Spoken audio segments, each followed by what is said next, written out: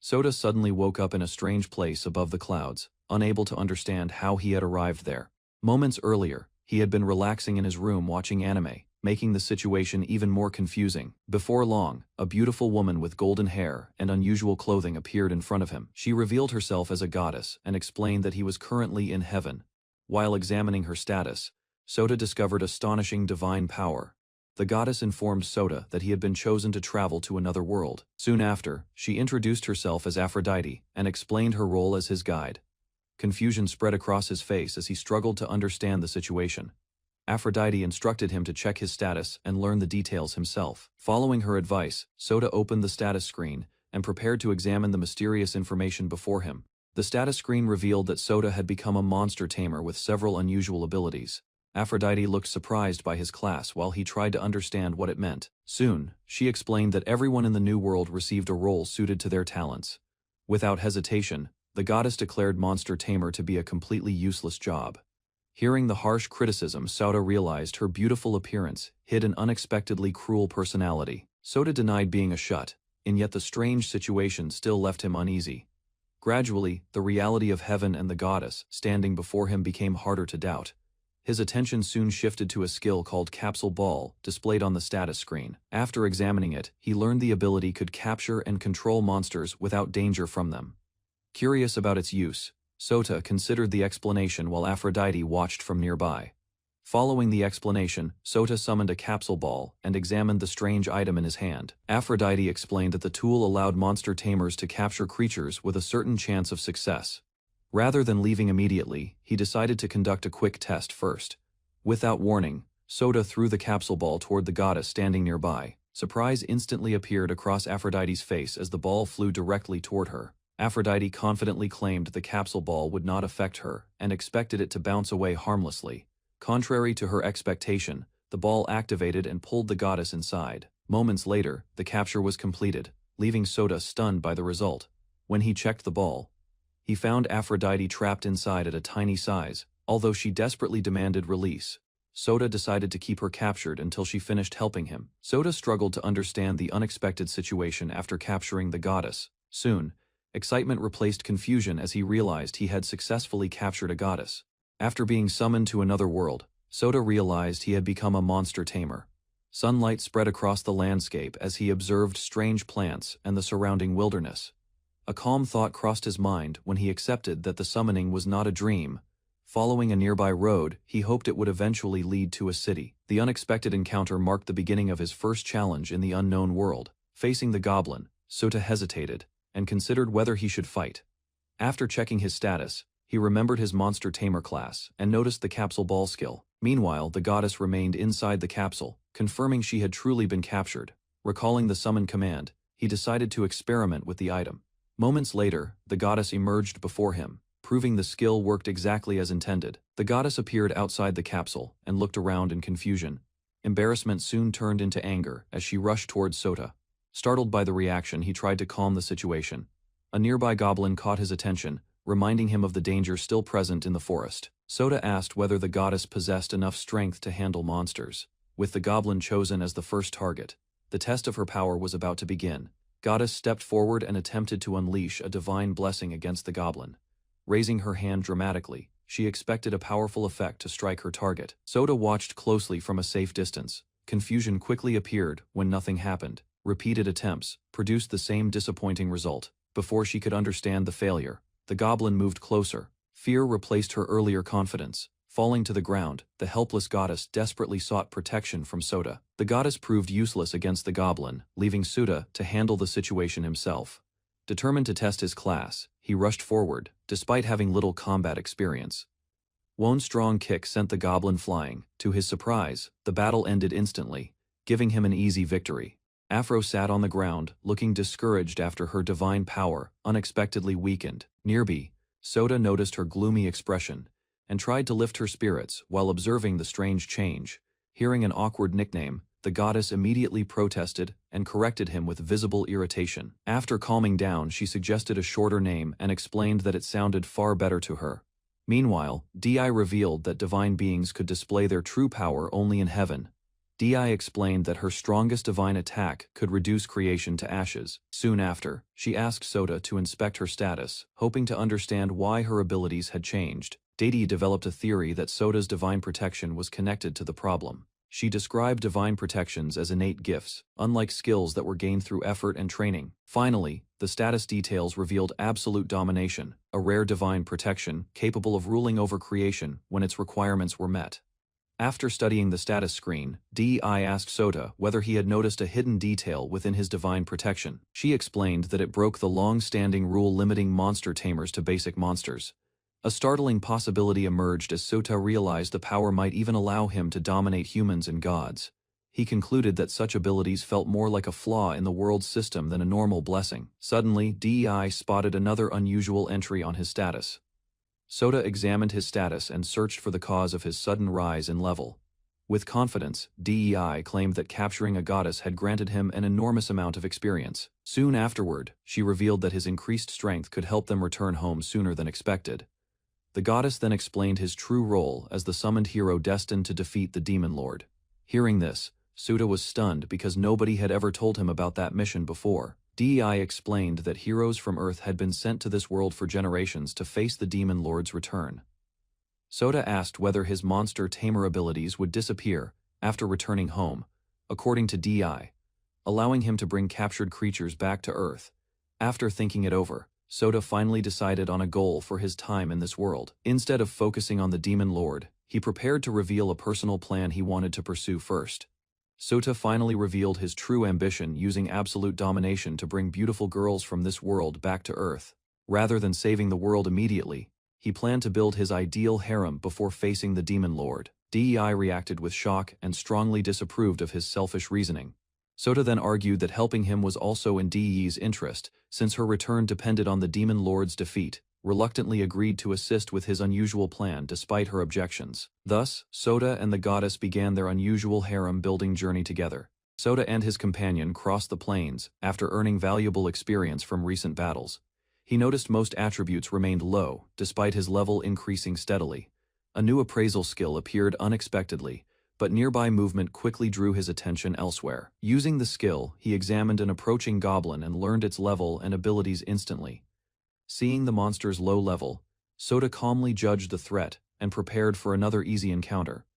Curious about the reward difference, Sota decided to capture the goblin instead of defeating it. An hour passed as he continued using the capsule ball across the area. By the end of the hunt, 18 goblins had been successfully collected.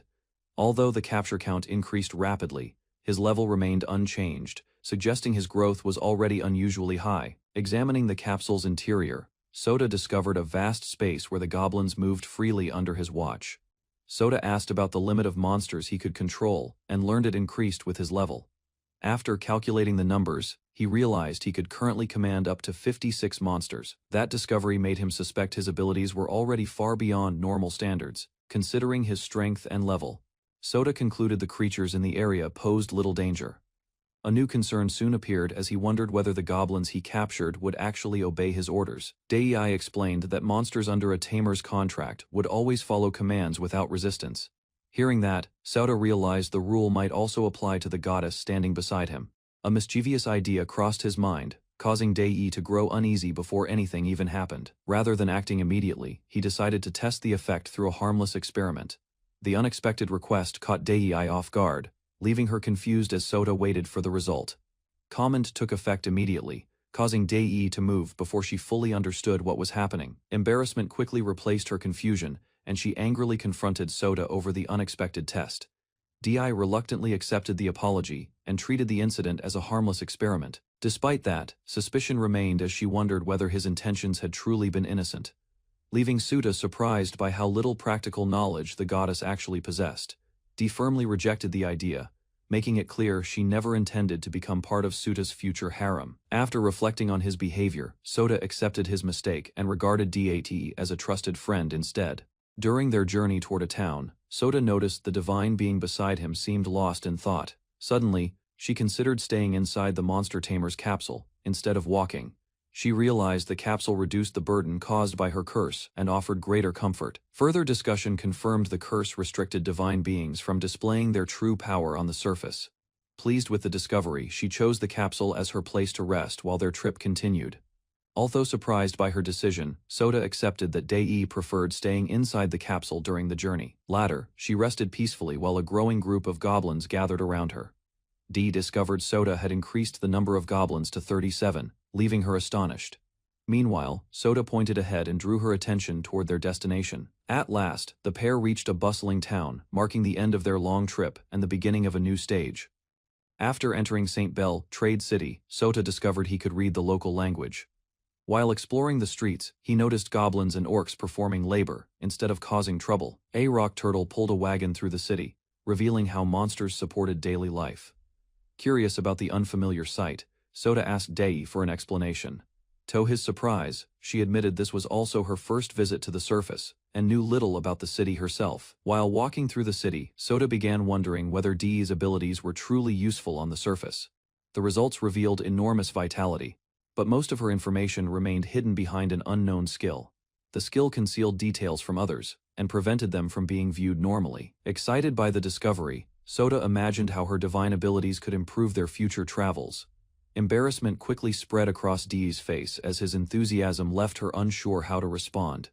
Dei admitted that one effect of her curse sealed away most of her abilities. Even so, Sota accepted the situation and understood why divine beings could not freely use their power in this world. Hearing his response, Dei became anxious and worried that he might abandon her.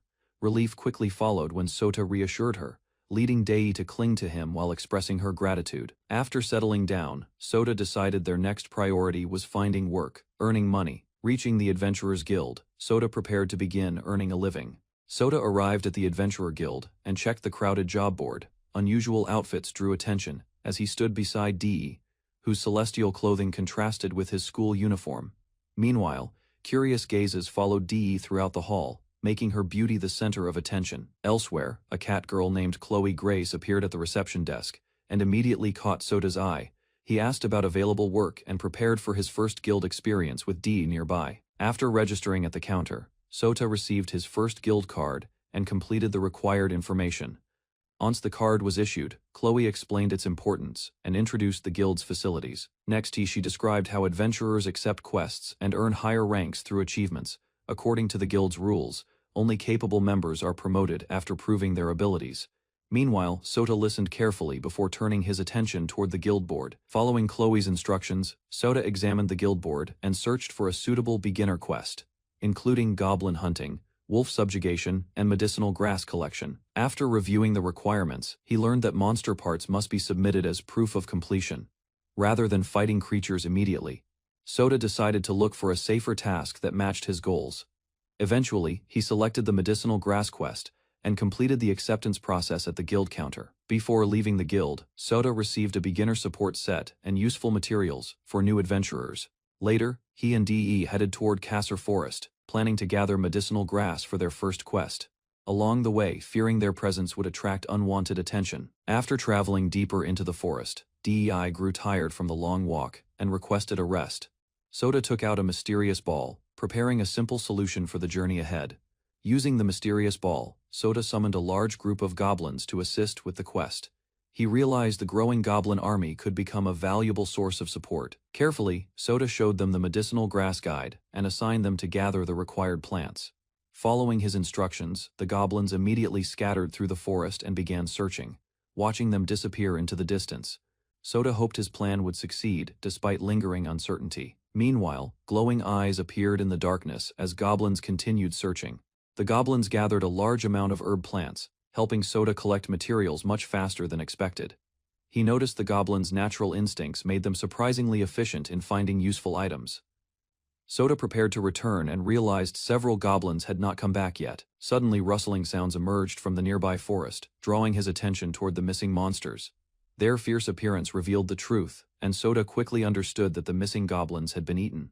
Seeing the wolves responsible for the attack, Sota decided they had to be punished. As 5 wolves surrounded him, he remained calm and relied on his numerical advantage. Without hesitation, he summoned his goblins and ordered them to charge. Although the wolves possessed greater physical strength, the goblins fought with determination and intelligence. Through coordinated attacks, the goblins overwhelmed their enemies and gradually gained control of the battle. After defeating the wolves, Sota celebrated the victory alongside his goblins and praised their teamwork. He captured one surviving wolf and started thinking about protecting his goblins from future attacks. Elsewhere, the goddess complained about carrying the heavy bag he had given her. Later, Sota explained that goblins could help against the demon lord, though their presence might attract attention in the city. Back home, he checked his status and noticed his monster count had increased. After checking his status, Sota discovered a new skill called Monster Merger. Excited by the possibility, he decided to test the new ability later that night. Before leaving, he received a reward of 40,000 ActionToon for completing the herb gathering quest at the guild. The staff praised his achievement and expressed admiration for his results. Gathering such a large amount of herbs in half a day was far beyond what most adventurers could accomplish. Hearing the guild receptionist praise his achievement, Sota felt pleased even though the goblins had done most of the work. Curiosity soon struck him, and he asked about the value of the local currency compared to yen. After learning the reward was worth a considerable amount, he realized he had earned impressive income in only half a day. As night arrived, the pair searched for a place to rest. They found an old room and immediately questioned the quality of the accommodation. After entering the room, Sota kept his money hidden while his monsters stayed nearby for protection. Meanwhile, the goddess settled inside the capsule and quickly fell asleep. With lodging secured and his monsters fed, he finally focused on his next task. Soon afterward, Sota activated the Monster Merger skill and began testing its effects. Sota suddenly noticed a strange system screen appear before him, leaving him surprised by the unexpected discovery. He found that even a goddess could be used in the monster fusion system. Curiosity briefly took over as he imagined combining a deity with a goblin, though he quickly reconsidered. Attempting the fusion brought an error message, forcing him to choose a different ingredient. Realizing his choices were limited, he decided to test a goblin-to-goblin combination instead. A successful fusion revealed a goblin elite, showing that combining goblins could unlock a stronger evolution path. Further experimentation uncovered the Goblin Knight, convincing Sota to use evolution carefully. Soon, dozens of goblins were upgraded, creating an army of goblin elites and goblin knights. Their appearance and equipment changed noticeably, reflecting their improved status and strength. After confirming no further evolution was possible, Sota entrusted them with tomorrow's tasks and ended the day satisfied. Under the moonlit sky, a young woman hurried through the forest, desperately trying to escape. Behind her, several pursuers closed the distance while she continued running despite her exhaustion. Fear filled her mind as she recalled how everything had changed after a certain person's disappearance. Meanwhile, the men worried their mission would fail if she managed to get away. Faced with losing their valuable target, they prepared their bows and decided to stop her at all costs. Under the moonlit sky, a young woman hurried through the forest, desperately trying to escape. Fear filled her mind as she recalled how everything had changed after a certain person's disappearance. Faced with losing their valuable target, they prepared their bows and decided to stop her at all costs. Girl noticed Sota heading away from the route toward Cassier Forest and wondered about his destination. Instead of explaining much, he focused on a place he intended to visit before starting the day's activities. Soon, they arrived at a guild-approved general store known as Silver Shield. According to information he had learned earlier, authorized shops offered lower prices. Upon entering the store, the pair were greeted by the owner, who welcomed them and asked what products they needed. Inside the store, Sota explained that they needed affordable clothes because her current outfit attracted too much attention. Hearing that, the girl became excited since it was her first time choosing clothes for herself. Meanwhile, she happily looked around the equipment section while Sota watched her reaction. Soon the shopkeeper presented several beginner adventurer outfits and shoes suitable for new adventurers. Sota approved the recommendation, and she quickly fell in love with the selected outfit. After seeing the recommended outfit, the goddess immediately rejected it because the design looked far too plain. Instead, her attention shifted toward a flashy and expensive outfit displayed nearby. She argued for the extravagant choice despite the original purpose of the visit. Sota praised her natural beauty and suggested that simpler clothes suited her better. Those unexpected words caught her off guard, leaving her flustered and unable to hide her embarrassment. Still embarrassed by Sota's compliment, the goddess admitted she was not used to receiving praise from others. After finishing their purchases, the pair left the store and prepared to continue their plans. She sought Sota's opinion and felt relieved when he approved her appearance. Both changed into practical adventurer clothing before heading toward Cassier Forest. Soon, they met a group of goblins and organized another day of gathering medicinal grass while carrying out their work. Sota also looked for new goblin companions to strengthen the group. Before long, he used his ability on a nearby goblin and successfully added another monster to his collection. As the search continued, the goddess quickly grew tired and decided to rest on the ground. He reminded her that they had only been working for a short time. She realized they still had not found any medicinal grass despite spending so much time in the forest. While resting in the forest, the goddess suddenly noticed something unusual high among the trees. Moments later, they discovered an injured girl hidden on a branch and rushed to investigate her condition. Sota noticed an unconscious girl stranded high in a tree and quickly decided she needed help. With no goblins nearby, he climbed up alone while his companion encouraged his effort from below. He carefully brought her down and discovered she was badly injured from a fall. Once she was safely on the ground, he began examining her condition using his appraisal skill. Despite her gentle appearance and maid outfit, her condition was poor and required immediate treatment. The appraisal revealed Carolina was a vampire, despite looking like a teenager. An explanation followed about demons who once served the Demon King and threatened humanity with their strength. After the Demon King's defeat, the surviving demons lost much of their power and went into hiding. A closer look at her injuries showed that her wounds were severe and her life was in danger. Although healing her directly was no longer possible, another method still existed. The elf explained that ordinary monster tamers could never capture a vampire, but the capsule ball possessed a powerful healing effect. Because of Sota's divine blessing, saving Carolina remained possible, despite her critical condition. A surprising truth emerged as the elf revealed that only Sota could help her now. Looking at the unconscious vampire, he pushed aside his doubts and chose not to abandon her. Sota activated the capsule ball, allowing its healing power to take effect on Carolina. After capturing Carolina, Sota gained a large amount of experience, leveled up, and successfully added the vampire to his monster list. Although confused by the unexpected outcome, he examined Carolina inside the capsule and wondered how this encounter would affect his journey. Sota looked over the harvested herbs and felt satisfied with the day's results. Meanwhile, the goblins gathered medicinal plants at a remarkable pace, leaving large sections of the forest nearly cleared. Recognizing the shortage of herbs, he decided to end the work and sent the goblins back to rest. Suddenly, a spirit appeared and proudly claimed credit for helping him reach this point. She offered assistance in carrying the herbs, hoping her contribution would finally be acknowledged. Facing a huge pile of herbs, Sota realized carrying everything would attract unwanted attention despite his monsters. Meanwhile, the goddess seized the opportunity and pushed for recognition, hoping her help would finally be rewarded. Rather than arguing, he recalled his absolute domination skill and considered a different solution. Experimenting with the capture ball, Sota stored the harvested herbs inside, astonishing the goddess. Excitement quickly replaced doubt as he discovered the item limit did not apply. Noticing Sota's reaction, the goddess quickly tried to dismiss her earlier remarks and ease the tension. He accepted the explanation and praised her growth instead of pressing the matter. However, a new concern emerged, as she wondered whether his increasing strength would make her unnecessary. Overcome with panic, the goddess clung to him and promised greater support in the future. Later their quest concluded successfully, earning a reward of 64,000 toll and marking a profitable day. After receiving the quest reward, Sota completed the transaction and drew admiration from the guild receptionist. Meanwhile, several adventurers recognized him as the newcomer who had arrived with an unusual companion. Aware of the attention, he decided to leave and search for different work since the medicinal herbs were exhausted. Along the way, a young girl offered apples for sale, catching his interest. Feeling hungry, Sota bought several apples before continuing home with the goddess beside him. Sota enjoyed the sweet taste and appreciated the girl's hard work. Suddenly, a shout interrupted the peaceful moment and drew his attention. Moments later, a group led by Bakraja approached while searching for a girl shown in a portrait. Recognizing the face, Sota realized the target was Carolina and understood the situation was becoming serious. A group of slave traders searched the town for Carolina and questioned anyone who might know her whereabouts. Soon after, the men confronted Sota and introduced their powerful leader while demanding information. He listened carefully as the strangers warned him about the consequences of disrespect. Meanwhile, the traders revealed that Carolina had escaped after being purchased at an auction. After hearing the full story, Sota realized she had fled to avoid a life of slavery.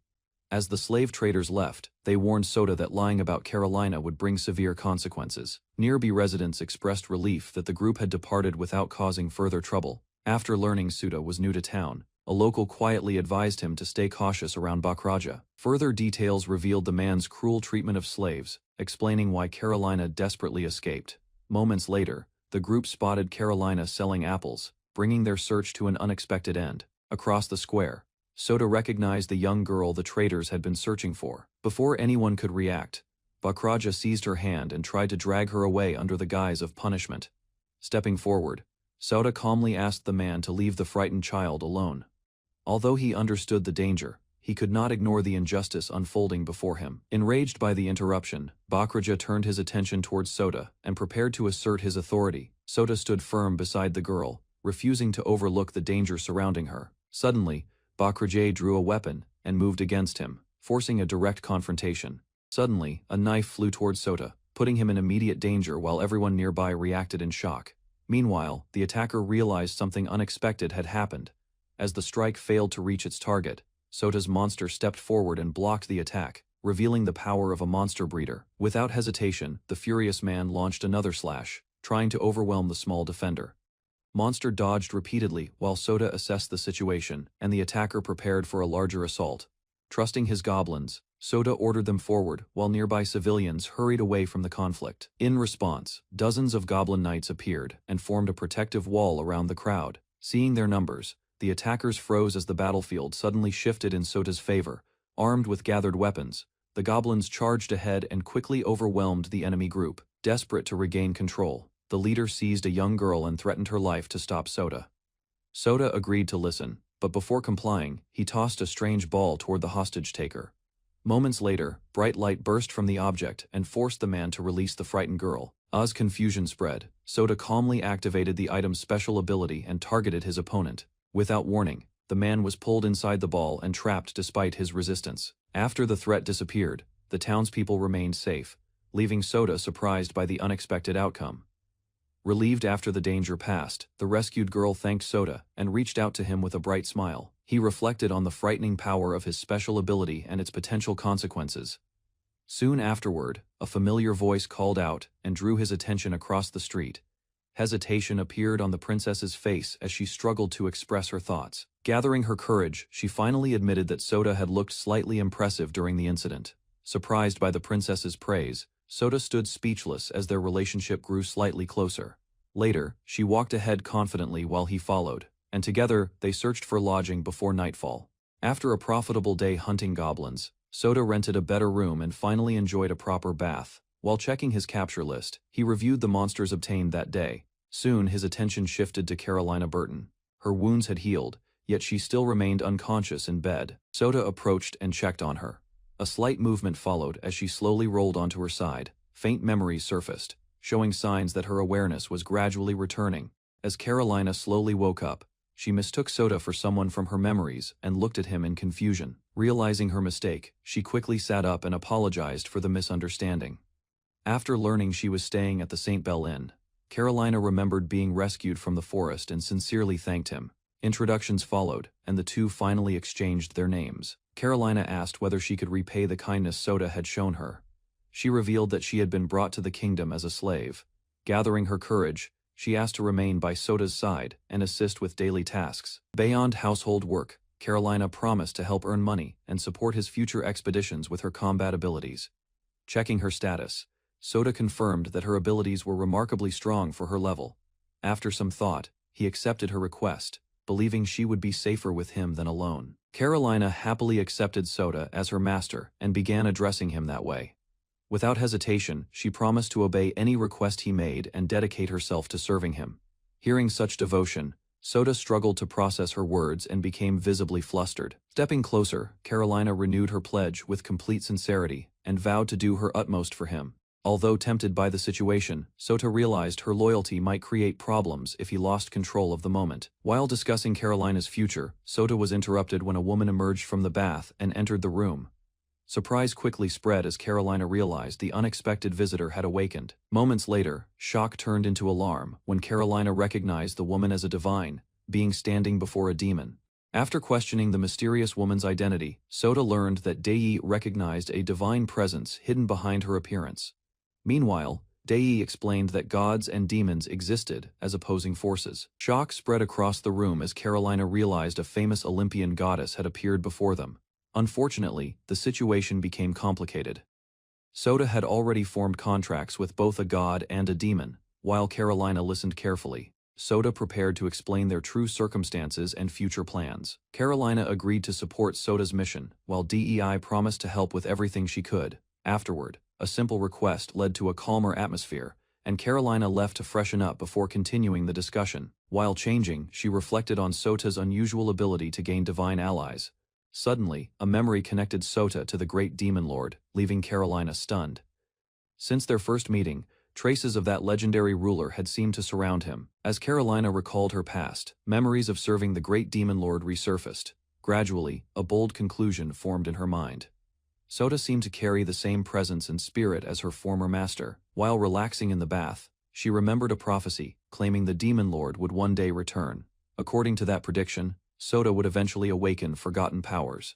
Excitement overwhelmed her thoughts as the possibility felt increasingly real. Sota realized his growing group of companions required more money to support. With that goal in mind, he headed toward the Adventurers Guild to search for suitable work. At the same time, concern about running low on funds pushed him to check the latest quests. Inside the guild, several requests caught his attention. The board offered tasks involving medicinal mushrooms, amoeba slugs, and light mush monsters. After examining the details, he noticed every target could be found in the Zumeria swamp. That discovery made planning much easier. Seeing that all the quests shared the same destination, Sota decided to complete them together, and prepared for his next expedition. 2 hours later, Sota arrived at the Zumeria swamp and began searching the area for quest targets. After confirming nobody was nearby, he took out the monster ball and prepared to release his companions. Moments later, the girls appeared from the ball and happily enjoyed their freedom.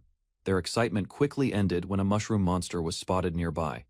The creature turned out to be a light mush, one of the monsters listed in the guild quest. Sota checked its abilities and judged it to be manageable. She hoped to subdue the monster without killing it, and stepped forward to begin the fight, determined to prove herself. Carolina rushed toward the light mush and launched the first attack before the monster could react. Instead of retreating, the creature released a cloud of spores. Sota immediately realized the battle was more dangerous than expected. Without hesitation, Carolina responded by unleashing powerful wind magic. A swirling gust spread across the field and overwhelmed the area. As the storm intensified, the spores were blown away before they could reach their targets.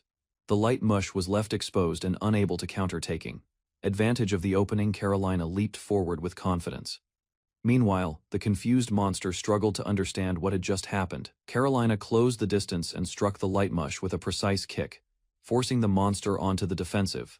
Rather than finishing it off, she carefully controlled her strength and knocked the creature down without causing serious harm. Satisfied with the result, Sota praised her performance and recognized that she could handle future battles on her own.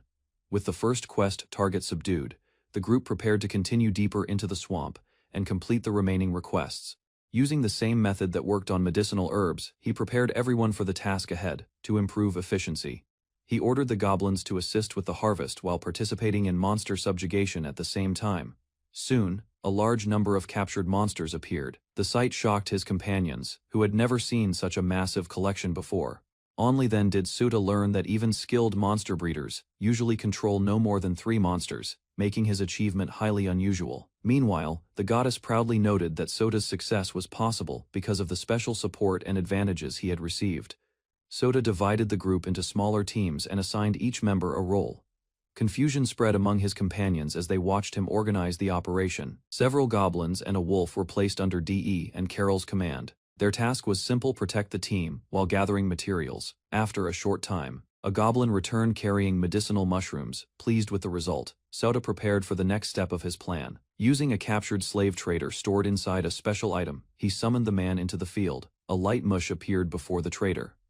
Moments later, it released numbing spores and leaped forward, beginning Sota's experiment. The light mush released its numbing spores, instantly paralyzing the slave trader. Watching the result, Sota realized the monster's ability was far stronger than expected. After checking the skill details, he learned the spores could affect targets from a short distance. With the criminal unable to move, Sota considered what to do next. Keeping him imprisoned was possible, but storage space inside the capture ball was limited. Further inspection revealed a disturbing skill requirement connected to multiple human deaths. Even while completely helpless, the slave trader showed no regret. His desperate attitude only strengthened Sota's resolve to deal with him permanently. Sota refused to release the slave trader, yet he also chose not to kill him. Instead, he searched for another solution that would prevent further harm. After some thought, he decided to reincarnate the criminal through monster fusion. The man listened in confusion, unable to understand the plan. Selecting the captured slave trader as a fusion ingredient, he began the combination process. Bright light surrounded the man's body as the transformation started. Fear quickly replaced his defiance while the fusion took effect. Moments later, a werewolf emerged from the glow. Surprised by the successful result, Sota examined the newly created monster and its abilities. The fusion was a success, and a werewolf appeared before Sota. Impressed by the result, he recognized the creature as a powerful new addition to his collection. After testing its behavior, Sota confirmed the werewolf obeyed his commands. With its strength and loyalty proven, the monster quickly became his most dependable fighter. A huge pile of light mushrooms filled the clearing after the harvesting work was completed. To Sota's surprise, the goblins cooperated perfectly and gathered far more materials than expected. Soon afterward, his companions arrived with proof that the mushroom extermination quest had been finished. While checking the rewards, he realized the amount of collected materials was too large to carry home normally. Using a capsule ball, Sota stored the mushrooms with ease. Amazement spread across the group as the harvest disappeared instantly, leaving the field clear once again. Moments after the harvest ended, DEI suddenly vanished, leaving Sota and the others confused. Far away, an enormous amoeba slug appeared and captured DEI with its sticky body. Seeing her trapped, Sota quickly assessed the monster and realized it was stronger than any creature he had faced before. Without hesitation, he threw a capsule ball at the giant slug in an attempt to rescue her. Unexpectedly, the capture failed. Only then did Sota notice the ball had merely brushed the monster instead of striking it directly. After noticing the distance was too great, Sota came up with a new plan to save DE from the monster. Meanwhile, Carolina confidently prepared her attack and coordinated with Sota to create an opening. As the battle continued, DE suddenly reacted strangely, while the amoeba slug tightened its hold around her body. Soon, the creature began removing her clothes, leaving everyone shocked by its unexpected behavior. Rather than showing concern, Sota focused on the monster itself and swore to make it pay for targeting his companion. After the failed rescue attempt, Carolina noticed Sota's reaction and began suspecting what was on his mind. Without warning, she walked toward the amoeba slug while Dee remained trapped in its grasp. Moments later, Carolina allowed herself to be caught as well. Shock spread across the field as both girls ended up in the monster's hold, leaving Sota completely stunned. Sota realized Carolina had also been captured, making the situation far more serious than before. Nearby, the strange monster moved freely while he searched for a way to help. Meanwhile, Carolina was restrained by the creature's tentacles, as it examined her with unusual curiosity. Caught off guard, she struggled, while the monster swiftly removed parts of her clothing. From a distance, Sota recognized the creature's habit and understood what it was doing. Soon after, another captive was dragged into the same predicament, leaving both women trapped as the bizarre monster continued its actions. Bound by numerous tentacles, the two women struggled helplessly and desperately waited for rescue as the monster kept them restrained. Their pleas finally snapped Sota out of his distraction. Realizing the danger could become far worse, he focused on saving them immediately.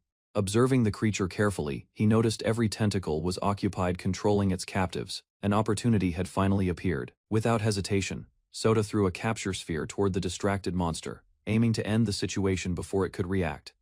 Moments later, the attempt succeeded. The creature was identified as an amoeba slug, a weak aquatic monster, and Sota successfully added it to his collection. Freed from the monster's grasp, the two women collapsed in relief and celebrated their survival while praising Sota's quick actions. After returning to town, the group reported their success and officially completed the expedition without further incidents. Besides finishing the mission, Sota reviewed the monsters he had captured, including several light mushrooms and the newly acquired amoeba slug. Later, thoughts of Chloe's praise lingered in his mind as he walked through the city, reflecting on the day's achievements. Soon afterward, the guild delivered the expedition reward, granting the party a payment of 76,000 LAL for their efforts. Back at the guild, Chloe thanked Sota for another successful mission and praised the impressive results he had achieved. While reviewing the collected materials, she admitted that no adventurer she had seen before could gather resources so efficiently. Hearing her constant encouragement, Sota began paying closer attention to her kindness and supportive attitude. Encouraged by those thoughts, he gathered his courage and invited Chloe to have dinner with him that evening. Instead of reacting with concern or surprise, she responded calmly, leaving Sota confused as he struggled to understand relationships, despite his growing success as an adventurer. After leaving the guild, Sota decided to spend part of his reward on shopping. Following closely behind, Carolina and another companion joined him as they headed into town. Remembering that Carolina had few personal belongings, he offered to help her purchase anything she might need for daily life.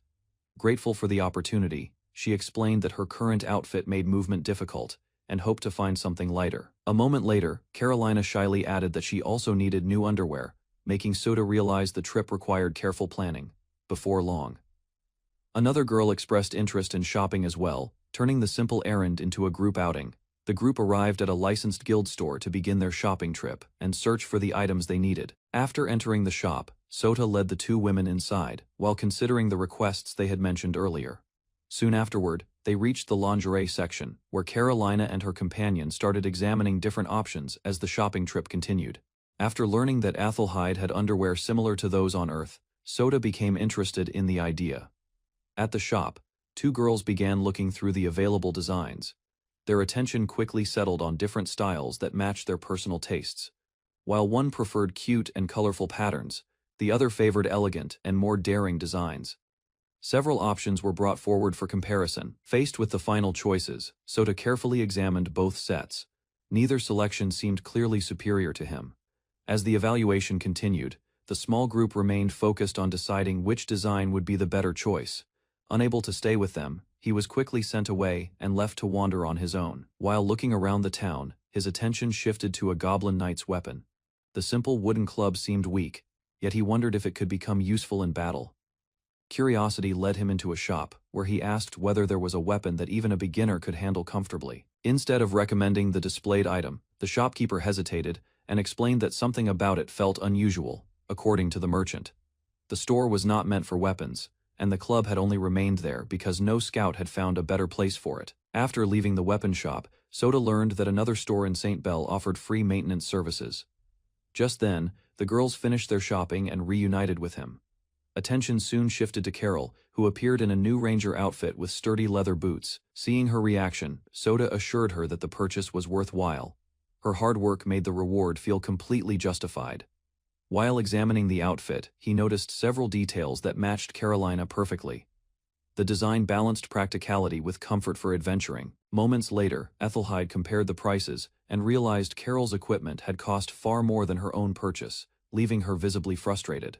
Although Ethelhide complained about the price difference, Sota promised to buy her something another time. With their shopping nearly finished, Sota decided to visit one last place before returning home. The group headed toward a weapon shop that had been recommended earlier. As they approached the location, Ethelhide hesitated and suggested skipping the visit.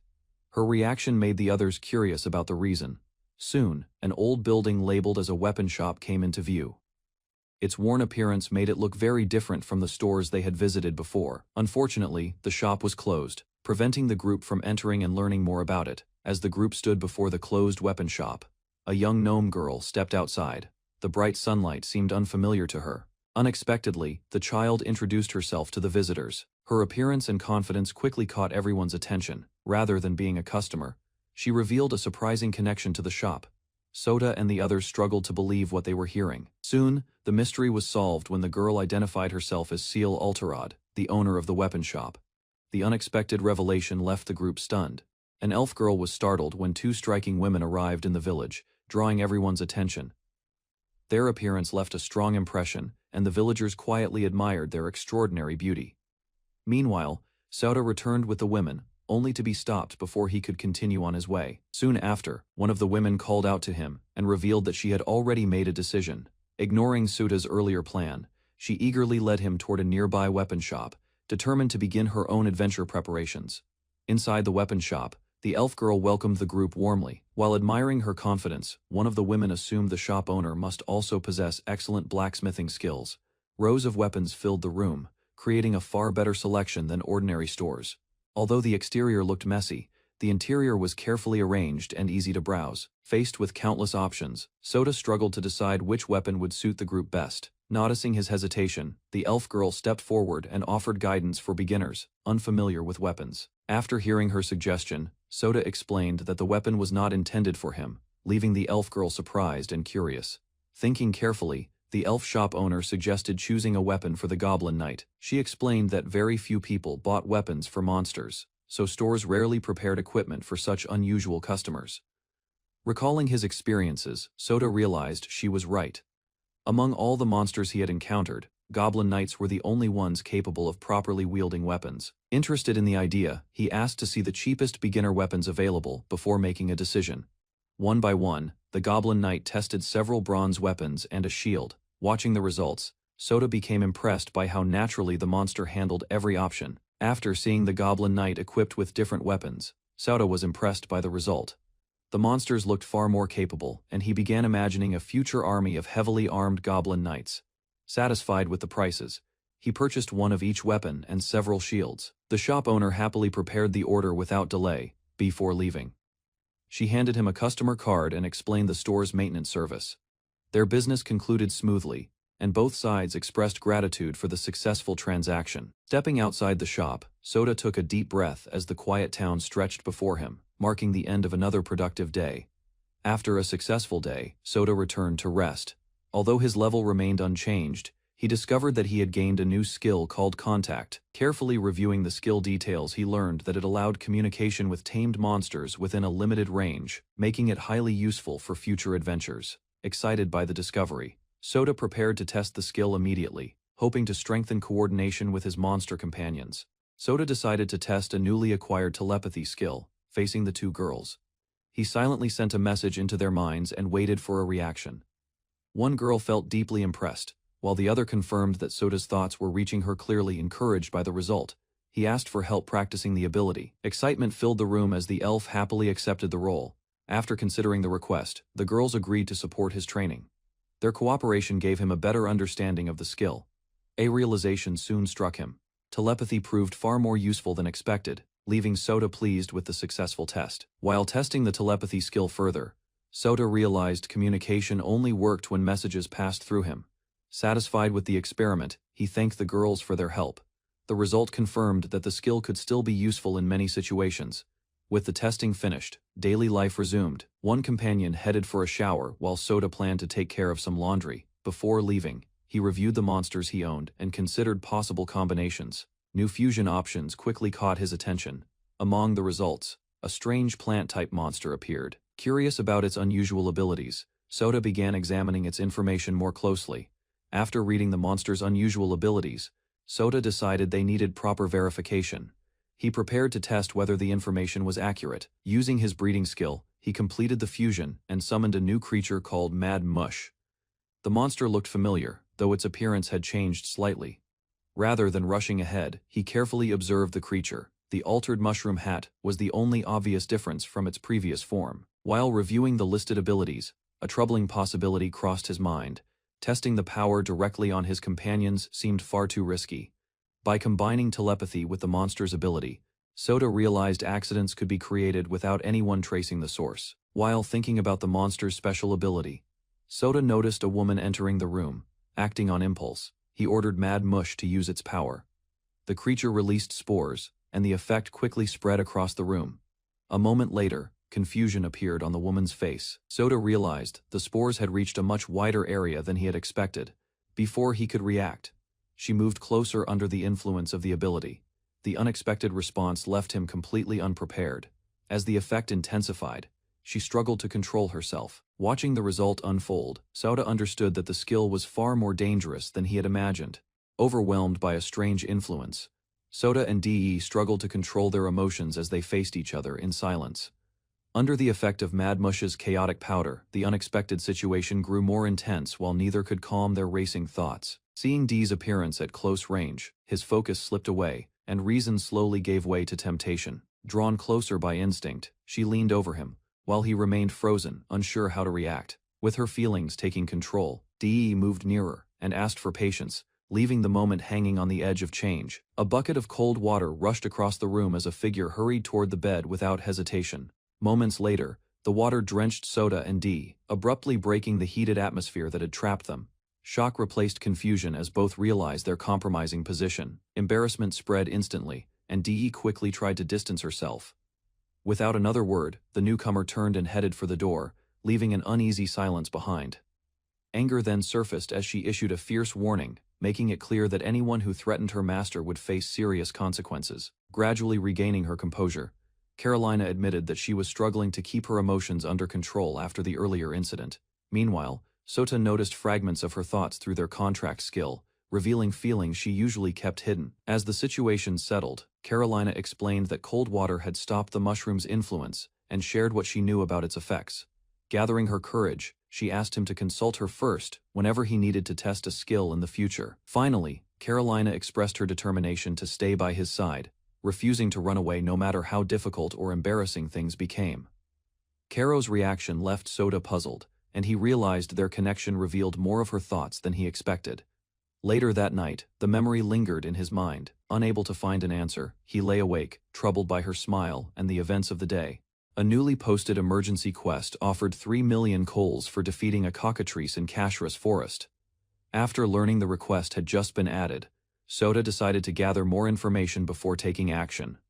Chloe explained that the cockatrice was a dangerous carnivore that attacked enemies with scorching breath. While considering the threat, Sota compared it with stories from his world and carefully assessed the monster's abilities. Hearing about the huge reward, his companions encouraged him to accept the quest, but he chose to wait and complete easier missions first. Sota explained that dangerous quests naturally offered greater rewards, though he preferred avoiding unnecessary risks. His cautious attitude quickly annoyed one of his companions, who complained that he always acted too conservatively when facing powerful monsters. Further discussion revealed how terrifying the cockatrice truly was. Even skilled adventurers struggled against it, and its destructive power could threaten an entire village. Before the conversation could continue, a familiar voice caught their attention from across the street. Nearby, a frightened girl was being harassed and forcibly dragged away by a suspicious man, prompting concern from the group. Noticing the disturbance nearby, Sota realized a young girl was in trouble and decided not to ignore the situation. Before stepping forward, he instructed his companions to stay back and keep Carolina safely hidden inside her ball. Approaching the scene calmly, Sota asked what was happening. The frightened girl recognized him, while the angry man warned him not to interfere. Instead of backing down, Sota listened as the man claimed he was only collecting a debt and had done nothing wrong. The truth soon emerged. The girl's late father had borrowed 3 million coal and vanished, leaving her burdened with a debt she could never repay alone. Debt collector suggested selling the property to recover part of the missing money, but the girl firmly refused to give up the place left behind by her master. Unable to repay the debt, she reluctantly offered to work as a slave to settle the amount owed. Shock spread through the crowd as the collector regretted accepting monthly payments and realized he had lost a valuable opportunity. While the argument escalated, Sota suddenly connected the situation to himself and began suspecting that he was the cause of the entire dispute. After piecing together the situation, Sota realized Carol's dismissal had ruined the men's store's profits, leaving Seal to bear the consequences. A troubling conclusion formed in his mind. His actions had led to Carol's dismissal and even turned Bakaraja into a werewolf. Faced with the results of his decisions, he accepted responsibility and prepared to make amends. With determination replacing hesitation, Sota brought up the debt and asked to handle it himself. Rather than taking him seriously, the others questioned what someone like him could accomplish, while Seal looked on in surprise. Although 3 million coals was a huge amount, Sota knew there was only one way to solve the problem. Instead of backing down, he requested 3 days and promised to gather the money himself. Doubt quickly spread among the others. To prove his sincerity, he offered an advance payment and accepted the risk of losing it if he failed. While Shiel worried about him, Sota calmly took responsibility. Even after hearing his resolve, the man remained unconvinced and expected nothing to change. Without wasting time, Sota changed his plans and set off toward Kashrus Forest with his companions to find a solution. After reaching Kashrus Forest, Sota revealed his plan to hunt dragons and earn a large reward. Alarmed by the idea, Seal explained that the cockatrice was a powerful demon whose scales were valuable enough to be used in royal armor. Even so, Sota refused to abandon the mission. As they continued deeper into the forest, curiosity led Sota to ask why Seal managed the shop alone. A painful history emerged. Her master, a skilled blacksmith and adventurer, had left 2 years earlier to fight a demon tribe and never returned. Hearing the story, Sota finally understood her situation and offered quiet reassurance. Trying to ease Seal's worries, Sota confidently claimed that he was strong enough to defeat a cockatrice, despite his ordinary appearance. Doubt immediately appeared on Seal's face as she struggled to believe his bold declaration. Before Sota could explain further, the others admitted that he did not look trustworthy at all, making the situation even more awkward. Aphrodite suddenly came to his defense, insisting that he possessed the blessing of the goddess of love and beauty and could be relied upon. The unexpected praise left Sota embarrassed while Seal watched in confusion as the group continued through the forest. While traveling through the forest, Aphrodite teased the group by praising Seal's hidden beauty and claiming she could prove it. Moments later, Aphrodite revealed details about Seal that surprised everyone, demonstrating her divine eye ability and leaving Seal embarrassed. Sota learned that Aphrodite possessed the rare divine eyes, a skill held only by divine beings.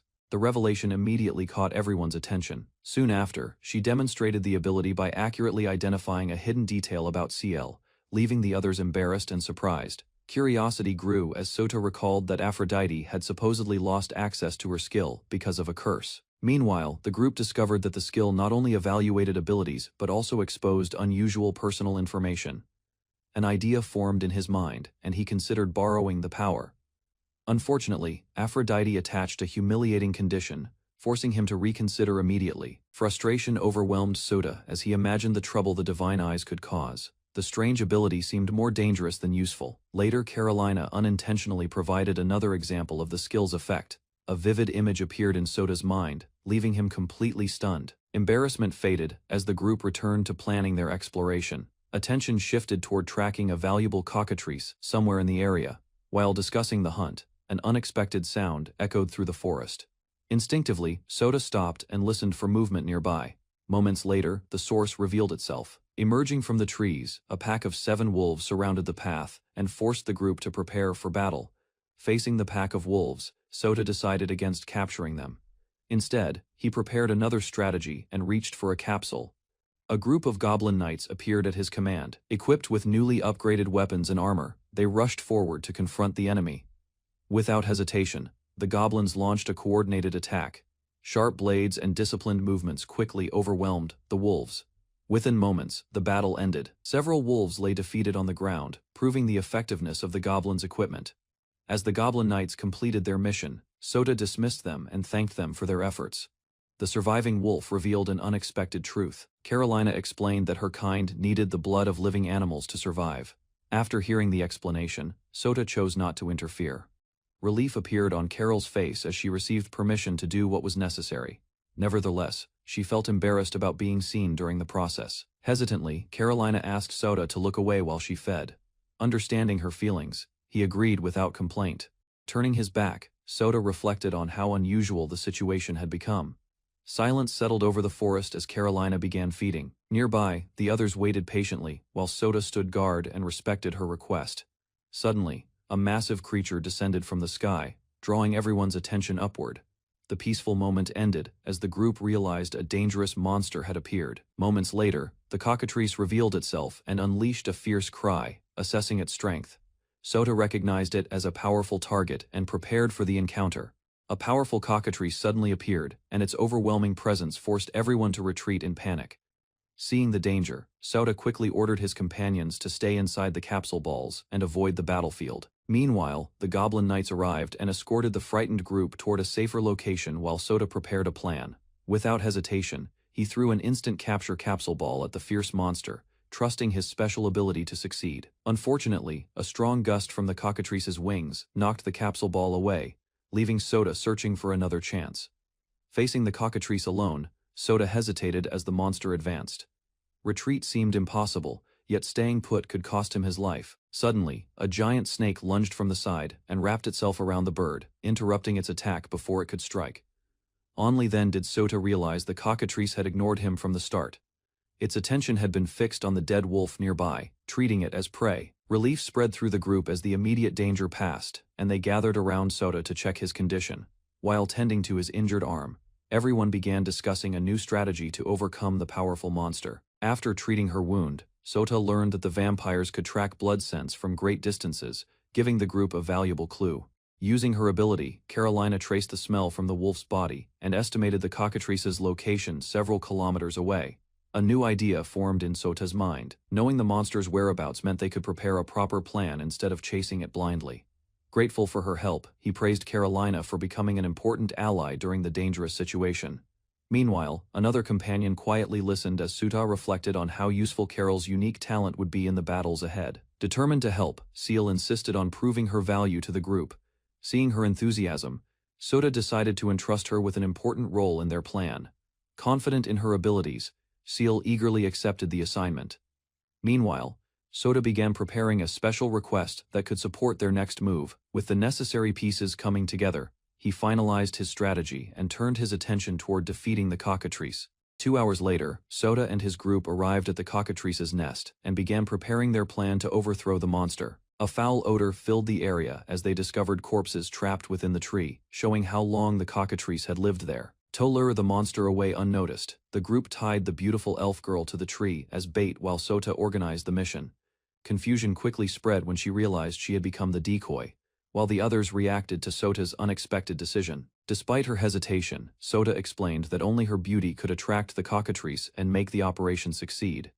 Sota defended his strategy and insisted that the cockatrice lure operation required someone exceptional. Believing her beauty surpassed that of ordinary girls, he chose the goddess as the perfect decoy. Silence followed as the group waited for her response. The goddess listened carefully while Sota stood firm beside the tree.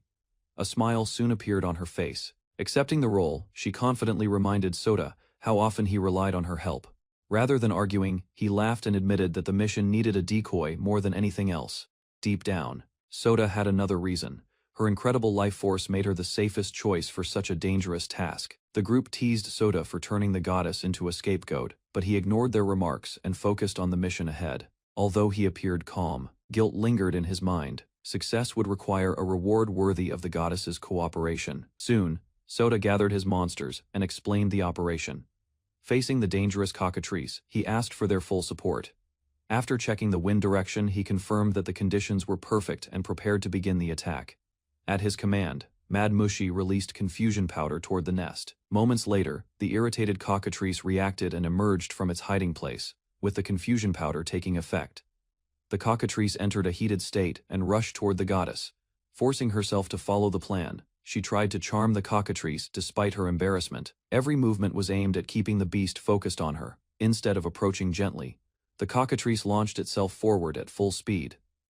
The sudden charge caught her completely off guard. A nervous smile faded from her face as the raging monster closed the distance within seconds.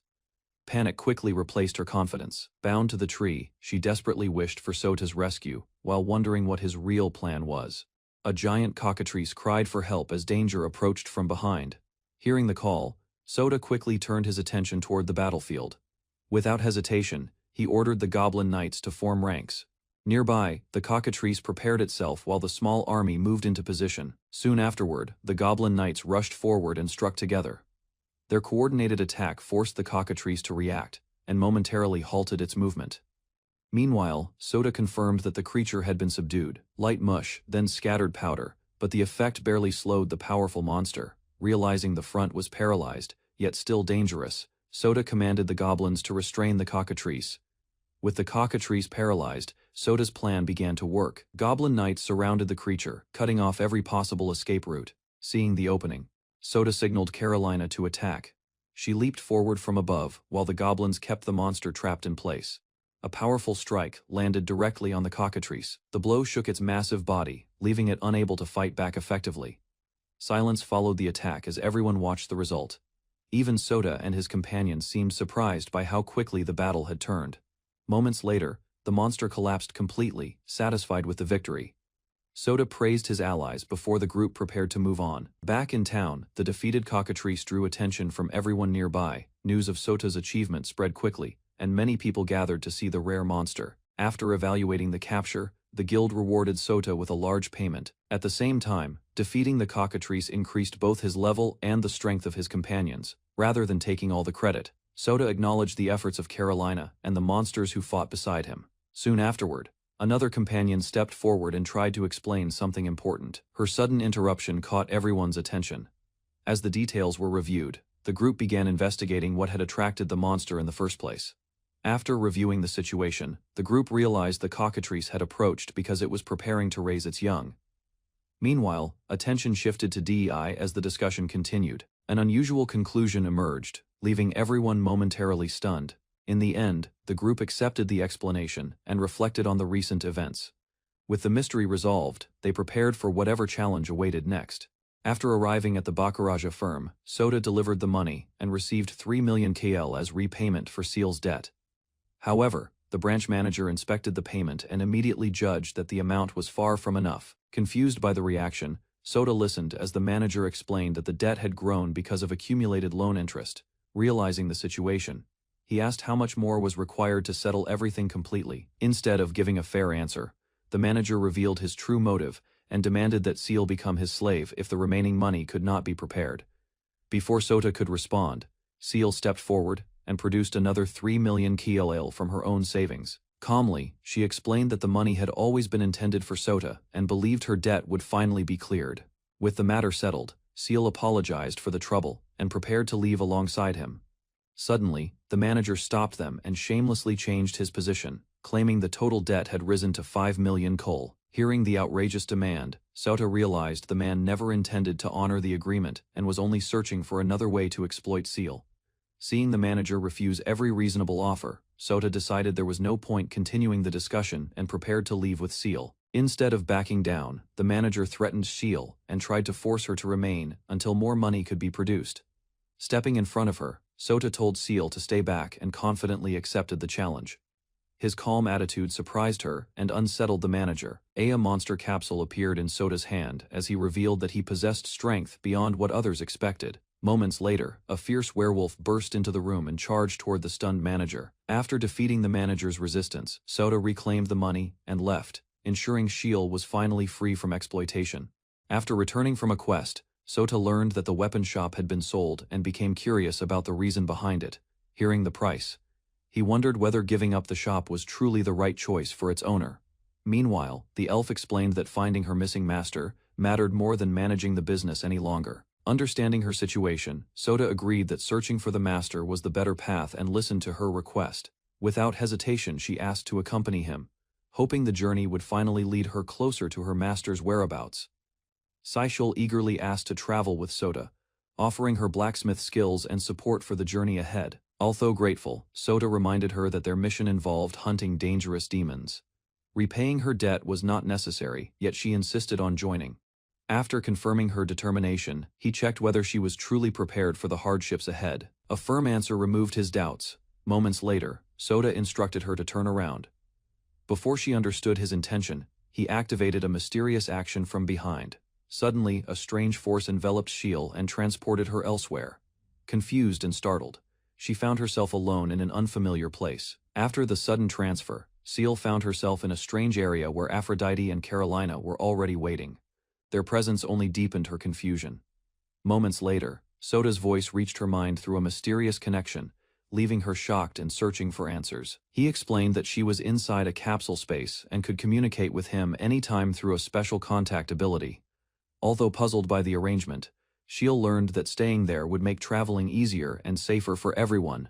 Further details revealed additional benefits. The capsule could provide rest, prevent hunger, and even restore her condition while Sota continued the journey.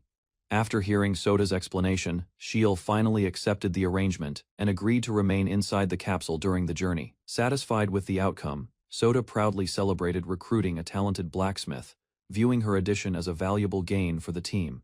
A peaceful morning began in the town as the day slowly unfolded. Suddenly, Sota woke up and lost his balance, crashing onto the floor in confusion. Looking around, he noticed a blonde girl sleeping nearby. Hunger seemed to be the only thing on her mind even in her sleep. Elsewhere in the room, two other girls rested comfortably, revealing how close they had become to him during their journey. Faced with the unexpected scene, Sota could only stare silently as he tried to understand the situation.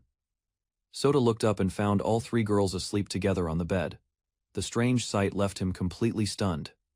Realization quickly hit him. Although the situation looked like a dream, he knew he could never stay calm surrounded by so many girls. After gathering himself, he apologized and brought up a matter he wanted to discuss before they left for the day. The topic surprised the girls. Sota pointed out that they had been spending more time outside instead of sleeping in the ball before. One of them explained that the space inside had become too cramped and uncomfortable, so she preferred resting elsewhere. Carolina explained that she stayed outside the ball to keep watch over Aphrodite. She worried that another sudden incident might happen if the goddess became confused again. Meanwhile, Aphrodite quickly defended herself, insisting the previous accident had been completely unintentional. As Sota listened, he realized each girl had a different reason for remaining outside. Loneliness and boredom seemed to be the common cause.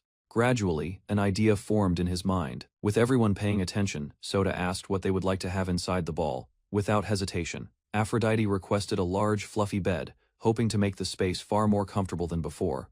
Carolina suggested adding books to the ball, believing a variety of reading materials would help everyone stay entertained. Meanwhile, Shiel proposed gathering supplies and tools so she could spend time crafting stronger weapons. After listening to every request, Sota organized the ideas into a list. Although the items seemed achievable, the cost would require a considerable amount of money. With a goal in mind, he decided to accept a new quest and earn enough funds to improve life inside the ball. After a long effort, Sota received a promotion to F rank and was warmly congratulated by the guild receptionist. Confusion crossed his face as he learned that adventurers normally needed a year to reach the same rank. According to the guild's evaluation, his success in the cockatrice subjugation quest greatly boosted his standing. With the promotion complete, the receptionist informed him that several new quests had become available. Curiosity led him to the quest board, where mining requests for various ores promised different rewards and new opportunities for growth. Excitement quickly filled Sota's mind as he noticed the mining quests and calculated the potential rewards from rare ores. Among all the options, platinum ore stood out the most, offering a far greater payout than iron, silver, or gold. Without wasting time, he returned to the counter and chose the mining quest as his next objective. However, the receptionist explained that the task required a pickaxe and a pocket lantern, both of which had to be purchased beforehand. The total cost shocked him. Equipping 4 people would require 28,000 culls, forcing him to reconsider his plans before entering the mine. Although the equipment cost weighed on his mind, Sota remained determined and hoped to gather enough ore to recover the investment. 2 hours later, he arrived at the Arl's mine with his companions and surveyed the vast mining site spread across the rocky landscape. Meanwhile, Carolina explained that mining activity had declined as demon attacks increased, causing many workers to leave the area. After hearing the explanation, Sota praised Carol's knowledge and gained a better understanding of the mine's situation. Suddenly, Ciel's excitement burst forth. The familiar sight of the mine reignited her passion, and she eagerly prepared for the work ahead. Ciel's sudden excitement caught the group off guard, leaving everyone wondering what had sparked such unusual energy. As they continued talking, Sota learned that gnomes shared a deep connection with earth and stones, making the mine a special place for Cielto. Her valuable ore was more than a resource. The minerals hidden within the mine were a source of genuine delight and fascination. Realizing how eager she was, the others quickly understood that her enthusiasm came from personal passion rather than the quest itself. With preparations complete, the party set their goal on gathering valuable ore and began their mining expedition with renewed determination. Upon entering the cave, Sota and his companions found the surroundings completely dark. A sign ahead hinted that fortune could be gained with a single strike. Remembering the required item, he took a pocket lantern from his inventory ball and prepared to use it. Before he could act, Carolina raised a finger and produced a glowing sphere through magic. The bright light illuminated the cave. She explained that the spell, called flashlight, could keep the area lit for several hours. Impressed by her skill, Sota praised Carol's usefulness. Regret soon followed, as he realized the lanterns he had purchased were no longer needed. While exploring the cave, Dite called Sota over and revealed that she had already gathered several pieces of ore from the area. Excited by her discovery, she proudly presented a shiny stone and expected it to be something valuable. After taking a closer look, Sota identified it as nothing more than an ordinary stone, despite its polished appearance. Confused by the result, he questioned why she relied on such an inefficient method instead of using a more practical skill. Dite explained the heavy magic cost. Sota checked another sample himself. The inspection revealed crude iron ore, confirming that her judgment remained unreliable. Hoping for better results, Sota showed another stone to Ciel and asked for her opinion. After examining it, she concluded that anything truly valuable would not have been left behind in the cave. That assessment lowered the group's expectations. Even so, they decided to continue searching instead of giving up rather than relying on luck. Ciel grabbed a pickaxe and began mining the cave walls herself. Her effort quickly uncovered rich deposits of copper and iron ore. Ciel then revealed that gnomes could detect ore by smell, making the search far easier than anyone had imagined. Realizing how useful Ciel's ability was, Sota became excited by the prospect of finding large amounts of ore and earning a fortune. Without thinking, he moved closer and eagerly asked Ciel to guide the group to richer deposits. His intense enthusiasm immediately made her nervous. Embarrassment quickly replaced his excitement when he noticed her reaction. Concerned about upsetting her, he stepped back and tried to calm himself. Meanwhile, Carolina and Dite exchanged uneasy looks after watching the interaction from a distance. A shared determination soon formed between them. Rather than standing aside, the two girls decided to start digging as well and prove their own usefulness. Seeing Carolina and Dite join the mining effort, Sota felt encouraged as the group worked together with renewed determination. While exploring a cavern, Sota's group discovered a wall filled with valuable ore. Excitement spread as they realized the tunnel held useful resources. Eager to help, the elf girl volunteered to handle the mining. Confidence showed on her face as she prepared to demonstrate her skill. Surprise crossed Sota's expression after hearing her claim. Even the others seemed unsure whether she could meet such expectations. Proudly, she revealed that mining had once been her specialty in a game. With a pickaxe in hand, she confidently began her demonstration. Instead of striking the wall, her swing went wildly off course. Chaos followed as the failed attack startled everyone nearby. After the failed mining attempt, Aphrodite kept swinging the pickaxe with enthusiasm. Her movements drew attention, but the ore remained untouched. Concerned by the situation, Seal stepped forward and offered to take over before any resources were damaged. Meanwhile, Aphrodite looked disappointed as her role was replaced. In contrast, Seal quickly earned praise for her apparent expertise. Without wasting time, Seal approached the wall and unleashed a precise strike. Fragments of rock burst apart as her technique exposed the hidden ore. Moments later, a large mass separated from the wall and dropped onto the ground. Silence filled the cave as everyone stared at the impressive result. Watching the mining process, Carolina suggested destroying the entire wall with magic to save time. Frustration grew as the group struggled to work efficiently. To prevent further trouble, Seal ordered Carolina and Aphrodite to stay back and leave the mining to her. Several hours passed, and a large amount of iron and copper ore was successfully collected. The hard work finally produced worthwhile results. Hearing the news, Carolina became excited about crafting weapons for the goblins. Sota welcomed the idea and appreciated the resources they had gathered. Soon afterward, Sota noticed Aphrodite was missing. According to Seal, she had gone off alone to gather ore by herself. While discussing Aphrodite's disappearance, the group suddenly heard a loud scream echo through the cave. Alarmed, they rushed toward the source of the noise. Deep inside the tunnel, Aphrodite was found trapped by strange rock monsters. Unable to escape, she struggled as the creatures held her in place. Arriving at the scene, Sota and the others recognized the monsters immediately. Concern spread through the group as they prepared to rescue Aphrodite from the unexpected threat. A frightened girl called for Sota's help while a strange puppet-like monster held her in place. Seeing the situation, he quickly prepared a capture orb and focused on the creature threatening his companion. Without hesitation, the orb flew forward as he tried to separate the monster from its target and secure it safely. Moments later, the capture succeeded. Relief spread through the group as Sota confirmed that one monster had been obtained. Before anyone could relax, several puppet monsters suddenly emerged from the ground and surrounded the party from every direction. Carolina stepped forward and unleashed ice magic, freezing the puppet monsters before they could escape. Sharp crystals spread across the battlefield, trapping the creatures and stopping their sudden attack. Sota watched as Carolina quickly gained control of the situation. Taking the opportunity, he threw capture orbs toward the immobilized monsters and struck them one after another. Several hours passed as the group continued their hunt and carefully gathered more of the strange creatures. By the end of the search, Sota had captured 3 mad puppets and obtained 2 more later, leaving the party satisfied with their results. Exhausted from the long expedition, the girls decided to rest while Sota planned to return once he reached the inn. After parting from the group, he looked around the quiet mining area and considered using the empty space for an experiment. Instead of heading back immediately, Sota activated his monster, merging ability to test the creatures he had recently captured. Reviewing their information, he selected 2 mad puppets and prepared them for evolution through fusion. A new monster soon appeared from the process. The evolved Dougador stood before him, proving that combining identical monsters could create a stronger species. While reviewing the evolution system, Sota realized that merging 2 Dougadors might produce an even stronger monster. The fusion succeeded, and a massive golem appeared before him.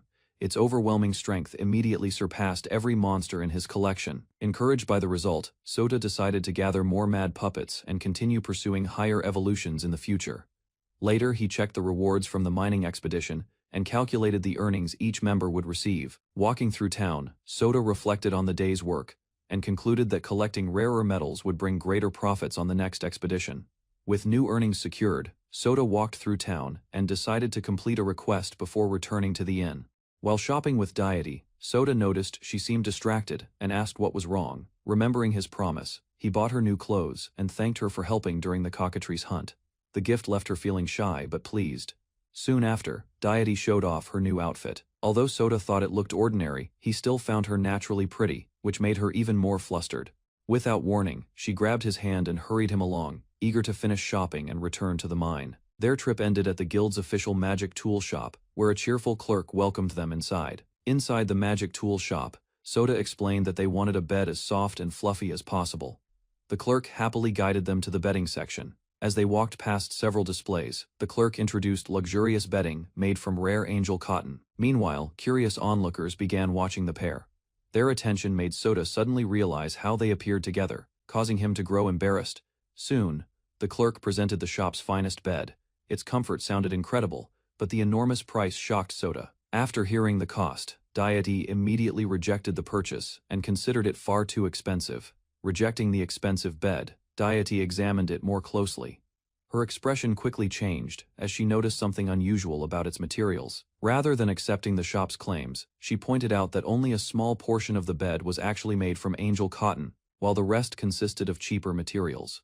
Further inspection revealed similar issues with the pillow and blanket. As a result, she concluded that the entire product description was misleading. Hearing her explanation, Soda was amazed by her sharp eye and newfound expertise. Just as they prepared to leave, the nervous clerk stopped them and offered a rare item that seemed better suited to the pair. Although Soda tried to deny the misunderstanding, the clerk remained convinced that he and Deity were a couple. Soon, the clerk revealed an unusual bed. Beneath its luxurious appearance, however, it had been cursed with dangerous spores that could transform a person into a ravenous wolf. Instead of being alarmed, Deity found the strange product surprisingly impressive. Meanwhile, Soda immediately objected to the idea. Determined to continue the discussion, Deity silenced his complaints and focused on hearing the clerk's explanation. As the negotiation continued, Soda struggled to understand her interest while quietly worrying that the purchase could lead to serious debt. While examining the cursed bed, Soda suddenly pulled Deity closer. The unexpected contact left her flustered, while the clerk watched the scene with excitement. Seeing their reactions, the clerk became even more convinced that the two shared a special bond. After offering an apology, the clerk politely saw them out of the shop. Their visit ended without making a purchase. Hoping to cheer her up, he asked whether she could wait a little longer for the fluffy bed she wanted. As they continued walking through town, concern grew in Soda's mind as he wondered if the failed purchase had disappointed her more than she showed. After leaving the shop, Deity remained focused on finding a sturdy bed, while Soda quietly considered her unusual concern. Aphrodite happily wandered along the mountain path, humming a strange tune while admiring herself. Nearby, the others noticed the sudden change. Confused by her unusually bright attitude, they wondered what had caused it. Curiosity grew as Carolina asked about the odd song. Attention quickly shifted to Aphrodite, whose expression suggested she was hiding something important. After some teasing and hesitation, the topic turned toward love. The goddess appeared unusually shy, hinting that recent events had affected her deeply. With a blush, Carolina admitted she had loved the same person for over 300 years, leaving everyone stunned by the revelation. Soda reacted in disbelief after learning that Carolina had loved the same person for over 300 years. He quickly decided to change the subject. A new topic came to mind as the group continued deeper into the area. Rather than dwell on romance, Soda asked about finding valuable ore. Advice was needed if he hoped to collect something rarer than ordinary silver. Seal explained that richer deposits could be found farther inside the mine, though the danger of getting lost increased with every step. While the others considered the risk, a hidden creature emerged from the darkness. Its appearance suggested that finding rare ore would not be their only challenge. Carolina revealed that the bats living in the cave had already mapped the mine. Thanks to their scouting, the group gained a reliable guide to the deeper passages. Her preparation impressed everyone. Seal openly praised Carol's efficiency, while Soda looked surprised by how thoroughly she had handled the task. Moments later, the bats swarmed around Aphrodite. The chaotic scene raised suspicion, leading Soda to wonder whether Carolina was secretly controlling them. That assumption proved wrong. As the group moved forward, strange puppet-like monsters began appearing, showing that other creatures inhabited the mine. Before long, the narrow tunnel opened into a vast cavern, faced with the unexpected space ahead. While exploring the cavern, Seal suddenly detected an overwhelming concentration of rare ore hidden behind a nearby wall. Excitement spread through the party as the possibility of striking a fortune became real. Without hesitation, Aphrodite eagerly volunteered to break through the obstacle. Rushing forward, she slammed into the wall with full force. The impact achieved nothing, leaving her sprawled on the ground with numb arms and wounded pride. Carolina examined the surface and determined that the rock formation was far too sturdy for ordinary mining tools. Towering over the cavern floor, the massive creature became the key to overcoming the seemingly unbreakable wall. Soda ordered the golem to destroy the wall, blocking the rare ore. Trusting the monster's strength, the group stepped back and watched the plan unfold. With a single powerful strike, the golem shattered the rock barrier. Debris scattered across the cavern, leaving everyone stunned by the result. Behind the broken wall, a hidden staircase was revealed. Rather than finding ore immediately, the party uncovered a mysterious passage leading deeper underground. After climbing countless stairs, Soda and his companions noticed the smell of ore growing stronger. At the end of the staircase, an old storage area came into view. Soda examined the place and wondered about its purpose. Rows of containers filled with platinum, gold, and silver ore stretched across the room. The discovery revealed a hidden treasure stockpile. Beyond the storage area, a massive underground chamber opened before them. Amazement spread through the group as they took in the enormous space. Meanwhile, one companion inspected the ore closely. Her examination confirmed that the platinum ore was genuine, proving the treasure's immense value. While examining the treasure room, the group realized the ore reserves were worth at least 400 million TL. The enormous value left everyone stunned. Shock immediately hit Suta as the number sank in. His excitement quickly overwhelmed him. Around him, the others reacted just as strongly. The scale of the fortune felt almost impossible to believe. Amid the celebration, a pile of human bones caught their attention. Unease replaced their excitement as they investigated the remains. After studying the scene, one companion suggested the chamber had once served as a miner's storage room. Examining the bones and hidden treasure, the group concluded that this place had been abandoned for hundreds of years. The evidence suggested a miner had secretly stored ore here. Based on the clues, they believed the miner had been stealing part of the treasure meant for the kingdom. A disaster must have sealed the entrance, trapping the miner and burying the secret for generations. Suddenly, a loose stone shifted above them. Concern spread as part of the ceiling began to crack. Without warning, rocks crashed down from the wall. Startled by the collapse, the group turned toward the noise and prepared for danger. Suddenly, a giant iron golem burst from the collapsing wall, towering above the group and blocking their escape route. While exploring an ancient ruin, Soda discovered a giant iron golem covered in thick layers of mud. Without hesitation, he ordered a capture ball toward the massive guardian. The projectile struck its body and bounced away without any effect. Confusion spread across the group as the capture failed. A closer look revealed that the ball had only hit the mud coating the golem. Gradually, Soda realized the armor of dirt had built up over many years of sleep, shielding the true body beneath. Before he could adjust his plan, the towering golem stepped forward and prepared to attack. The iron golem struck first, sending Suta crashing across the ground. Although he escaped serious injury, he quickly realized the monster's strength was far greater than expected. At that moment, Deity stepped forward and volunteered to handle the battle herself. Confidence filled her expression as she faced the towering guardian. A memory from her descent from heaven surfaced in her mind. Unlike before, her vitality had remained unchanged after arriving in this world. Because of that advantage, she concluded that the iron golem stood no chance against her overwhelming power. Soon after, Deity challenged the giant directly while Soda watched from behind, hoping her confidence was justified. The iron golem launched a heavy punch and sent Deity flying through the air. Soda watched in shock as the giant guardian pressed its attack. Rather than retreat, Deity called for Carol. Confidence remained on her face as she prepared a new strategy against the powerful enemy. Moments later, Carolina appeared above the golem and landed on its head. Her arrival surprised Soda, while Deity looked slightly annoyed by the sudden assistance. With a swift attack, Carolina stripped away the thick layer of mud covering the golem. The hidden metal body underneath was finally exposed. This time it struck the real golem, and the giant machine collapsed as the capture succeeded. After capturing the iron golem, Soda reflected on the battle and realized his companions had played a crucial role in securing victory later. The group celebrated their success together. Beside them, the newly captured iron golem stood quietly as their latest companion. A cat-eared girl apologized and explained that the ore he brought was too valuable to price immediately. Shock crossed his face as he misunderstood the situation, thinking the ore had little worth. Instead, the guild struggled, because releasing such a large amount of platinum could disrupt the entire market, causing panic among the staff. After hearing the explanation, he realized the shipment contained an extraordinary fortune. With the evaluation still underway, the guild requested more time to complete the purchase, and he patiently agreed to wait for the final decision. Leaving the guild, Sota informed his companions that the sale could not be completed immediately, and that all they could do was wait. Surprise spread among the group when they learned the process might take an entire week. Considering the huge amount of ore in their possession, he wondered whether another merchant could offer a fairer price. A different concern then crossed his mind as he asked whether handing over all the ore to the guild had been the right choice. With a calm smile, Seal explained that the ore would be useful for weapon crafting, even if it was not exactly the type they originally needed. Rather than returning to the inn immediately, Sota led the group outside the city and asked them to stay a little longer for another task. Curiosity arose among his companions when he revealed his intention to combine monsters.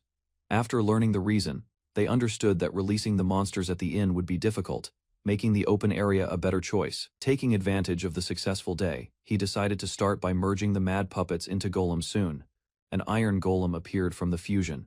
Seeing the result, Sota prepared to combine it with another golem, and wondered what stronger form might emerge next. The second fusion produced an adamite golem, a far stronger monster whose immense size and power amazed everyone present.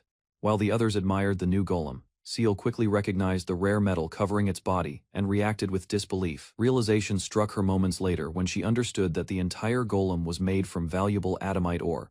Excitement replaced her shock as she imagined the possibility of crafting weapons from a material she had long admired. Hearing her enthusiasm, Sota asked whether the adamite could solve their resource problem, and the answer immediately confirmed his success. Carolina explained that extracting adamite would not be difficult because golems could rapidly regenerate any damaged parts. Hearing that, Sota entrusted the adamite golem to Seal and encouraged her to craft as many weapons as necessary. Overwhelmed by gratitude, Seal rushed forward and tightly hugged him without hesitation. Joy filled her heart as she reflected on the journey that had brought her to this opportunity, while Sota awkwardly accepted her thanks. Meanwhile, the others watched the scene in silence, their unimpressed expressions revealing feelings that were far less enthusiastic than Seal's. Unexpectedly, the adamite golem fulfilled Seal's wish, leaving the group satisfied as their journey continued. Seeing her unusual attire, he assured her it suited her well and encouraged her to choose any books she wanted. Hearing his sincere praise, Carolina became overwhelmed with happiness. The sudden rush of emotion caused her to lose consciousness for a moment. After recovering, she quickly apologized and admitted that his kind words had affected her more than expected. Meanwhile, Sota reflected on Carol's devotion and wondered whether her admiration for him sometimes went beyond simple gratitude. To explain his concern, he imagined how seriously she might take even an unreasonable request, leaving both of them in an awkward situation. Trying to explain his concern, Sota gave an extreme example. To his shock, Carolina immediately acted on it and began lifting her skirt without hesitation. Alarmed by her response, he quickly stopped her and insisted that she had misunderstood his meaning. Although confused by his reaction, Carolina quietly listened while trying to understand what had troubled him. Soon afterward, the pair arrived at a large bookstore to continue gathering information and books. Inside, a cheerful employee welcomed them warmly. As Sota asked about a clerk from the magic tool shop, the worker immediately recognized the name and confirmed the connection. The warm welcome felt unusual, and he suspected there might be more behind the clerk's friendly attitude. His doubts proved justified when the employee refused to show certain magic books, claiming they were too valuable for ordinary customers. Before Sota could respond, Carolina stepped forward and confronted the clerk. Anger flashed across her face as she challenged his disrespectful behavior. Grabbing the frightened employee, Carolina delivered a fierce warning, while Sota desperately tried to stop her. Only after calming down did she release the man and offer an apology. Even then, Carolina admitted she had nearly punished him for insulting her master. After the confrontation, the bookstore owner angrily threw Sota and Carolina out of the shop. A short walk later, they arrived at another bookstore. Although smaller than the previous one, Carolina believed the quality of books mattered more than the size of the building. Encouraged by her enthusiasm, Sota let Carolina explore freely and asked her to point out anything interesting she discovered. Rows of shelves quickly captured her attention. One book after another passed through her hands as she eagerly searched for worthwhile material. Comparing the collection to knowledge from her long lifetime, she concluded that the books offered little value for serious study. While watching Carolina browse the shelves, Sota suddenly sensed her thoughts through their connection. Assuming she was disappointed with the bookstore's selection, he suggested leaving and searching for better books elsewhere. His conclusion caught Carolina off guard. Embarrassed, She quickly denied that the books were the reason for her troubled thoughts. She explained that her people valued far more advanced knowledge, making most human books unsuitable for serious study. Sota responded with gratitude and reminded her how much she had helped him. The sincere appreciation left Carolina speechless as her face turned bright red. Overwhelmed by Sota's heartfelt appreciation, Carolina fainted once again, leaving him startled as he hurried to support her. Sota realized the guild payment would not arrive anytime soon. With money running low, he started thinking about finding another way to earn funds. While walking through the guild, his attention shifted to a newly posted quest. Interest quickly replaced his earlier concern as he considered taking the job. Upon reading the details, he discovered an urgent mission to defeat a wraith at St. Bell's Cemetery. Instead of excitement, the quest board attracted doubts from nearby adventurers. Even so, the possibility of earning 10 million coals remained tempting. Wanting to understand the mission better, Sota approached the receptionist and sought more information about the dangerous wraith quest. The receptionist explained that the wraith was an extremely dangerous demon. Reports claimed it could summon large numbers of undead. After hearing the details, Sota learned that the monster had already appeared at St. Bell Cemetery. Later, one of his companions was shocked that he had ignored a quest worth 10 million coals. The massive reward seemed too valuable to pass up, rather than chasing the money. Sota chose caution. Since guild payments would arrive soon, he preferred safer jobs over risking everyone's lives. Hearing his concerns, a trusted companion volunteered to handle the wraith herself, and asked him to leave the matter to her. The group explained that the wraith had abandoned the rules normally followed by demons. Because of that unusual behavior, they decided the threat could no longer be ignored. After listening carefully, Sota understood their reasoning. Respecting his companion's determination, he agreed to support her decision. A condition soon followed his approval. Rather than allowing her to face the danger alone, he insisted on joining the mission himself. Together they discussed a strategy for the battle. Confidence slowly grew as they considered using numbers and teamwork to improve their chances. As evening approached, the party set out for St. Bell Cemetery. Since the wraith only appeared at night, group traveled at night. One companion refused to stay behind, despite showing signs of fear. Meanwhile, another member noticed her uneasiness and teased her about being nervous around ghosts. The remark quickly drew everyone's attention. Rather than backing down, the goddess proudly displayed her confidence. Trust in her divine powers convinced the group that she could handle any supernatural threat. Soon afterward, she promised to protect the frightened companion during the mission. With spirits lifted, the party continued toward the cemetery and prepared for the encounter ahead. 30 minutes later, Sota moved through the graveyard at night, staying alert as the group advanced. Meanwhile, Seashiel nervously stayed close behind Aphrodite, while the eerie surroundings made everyone uneasy. Suddenly, Sota stepped ahead. Seeing this, Aphrodite quickly called out and hurried after him. Feeling left behind, she grabbed onto him and tried to keep pace, determined to remain by his side. Embarrassment crossed Sota's face as he urged her to calm down. Even so, Aphrodite remained close, while Seashiel silently watched the awkward scene unfold. Aphrodite quickly denied being afraid and insisted that hiding inside the ball would only make the quest feel unfinished. Unlike her, Seashiel honestly admitted her fear of being left alone and preferred staying close to the others. After hearing both explanations, Sota realized each of them had their own reason for remaining outside. Without warning, a noise came from a nearby bush. The group froze as one of Sota's companions sensed danger. Moments later, a flaming spirit emerged from the darkness. Startled by the sudden appearance, Seashiel clung to Aphrodite while the monster revealed itself. Fear finally took over, as Seashiel grabbed Aphrodite and refused to let go. Watching the chaos, Sota decided the two would probably end up inside the ball again. At that moment, the flaming spirit rushed forward. One of Sota's companions immediately warned him of the incoming attack. Reacting without hesitation, Sota summoned an Adamite golem and ordered it to protect the group. The giant guardian stepped between the party and the spirit. Surprisingly, the monster only floated around and repeated the same movement. After observing it carefully, Sota concluded that the creature posed little threat. Instead, it appeared to be a wandering spirit acting on instinct alone. After studying the spirit's behavior, the group realized it only reacted to anyone who approached too closely. Wrath's earlier command was still controlling its actions. A plan quickly formed in Sota's mind. Since the creature was not actively hunting them, capturing it seemed possible. Even so, hesitation crossed his thoughts.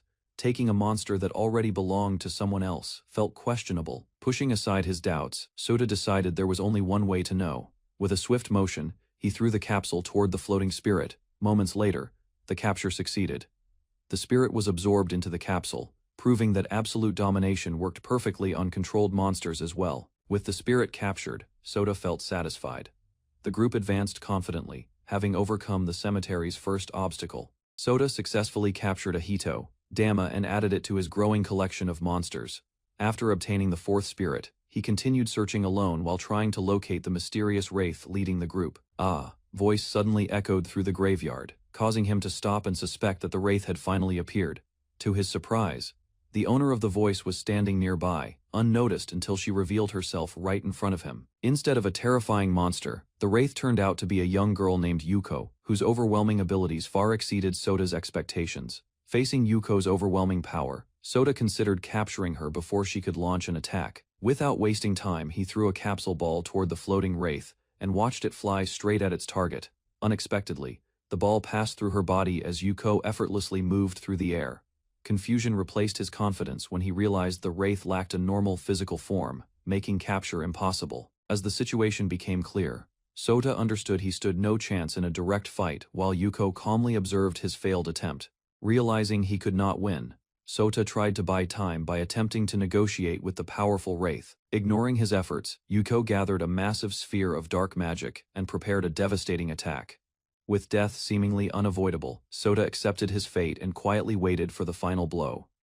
Before the spell could reach him, a familiar voice suddenly echoed across the battlefield. Moments later, Carolina appeared between them and blocked the attack, shocking Sota as her overwhelming vampire abilities rivaled the wraith's strength. Sota examined Carolina's new form and realized her power had risen far beyond anything he had witnessed before. Meanwhile, a familiar vampire appeared nearby. Memories of another monster's transformation made him suspect Carolina had undergone a similar evolution. As he checked the aftermath, relief replaced his concern.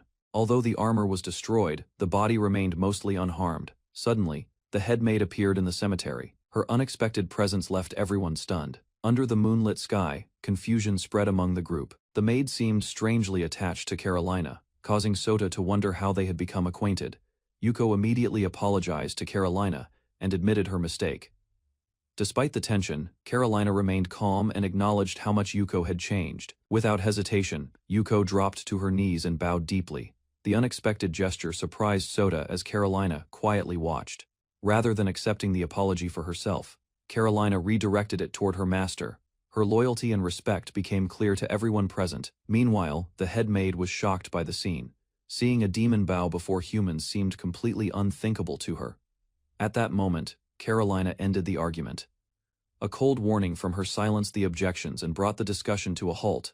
Realizing his connection to Carolina, the headmaid immediately panicked. Shame overwhelmed her, and she threw herself to the ground to offer a sincere apology.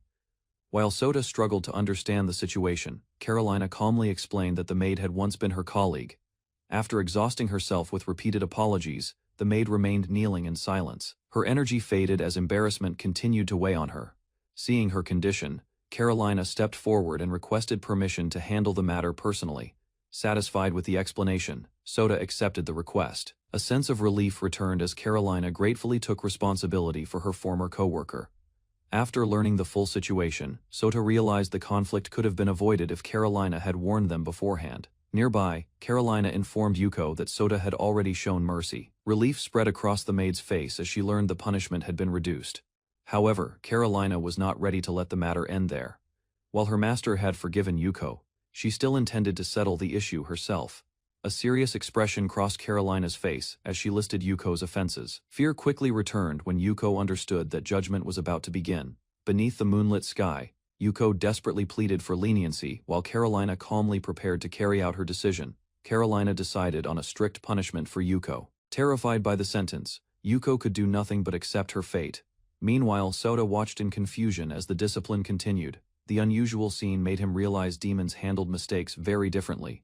Soon, the punishment carried on while Yuko desperately begged for mercy. In the end, the conflict was resolved, and calm gradually returned to the group. After the monster threat was eliminated, the group walked through town while discussing the aftermath and the rewards they would receive. Curiosity then shifted toward Yuko, prompting interest in how she had known Wraith before their journey. Rather than hiding the truth, Yuko revealed that she had once worked with him in the same workplace and handled part-time duties alone. Hearing that explanation, the others assumed she must have held a minor position because of her modest role. However, Wraith checked her status and realized their assumption was completely wrong, as Yuko possessed remarkable strength and was far from weak.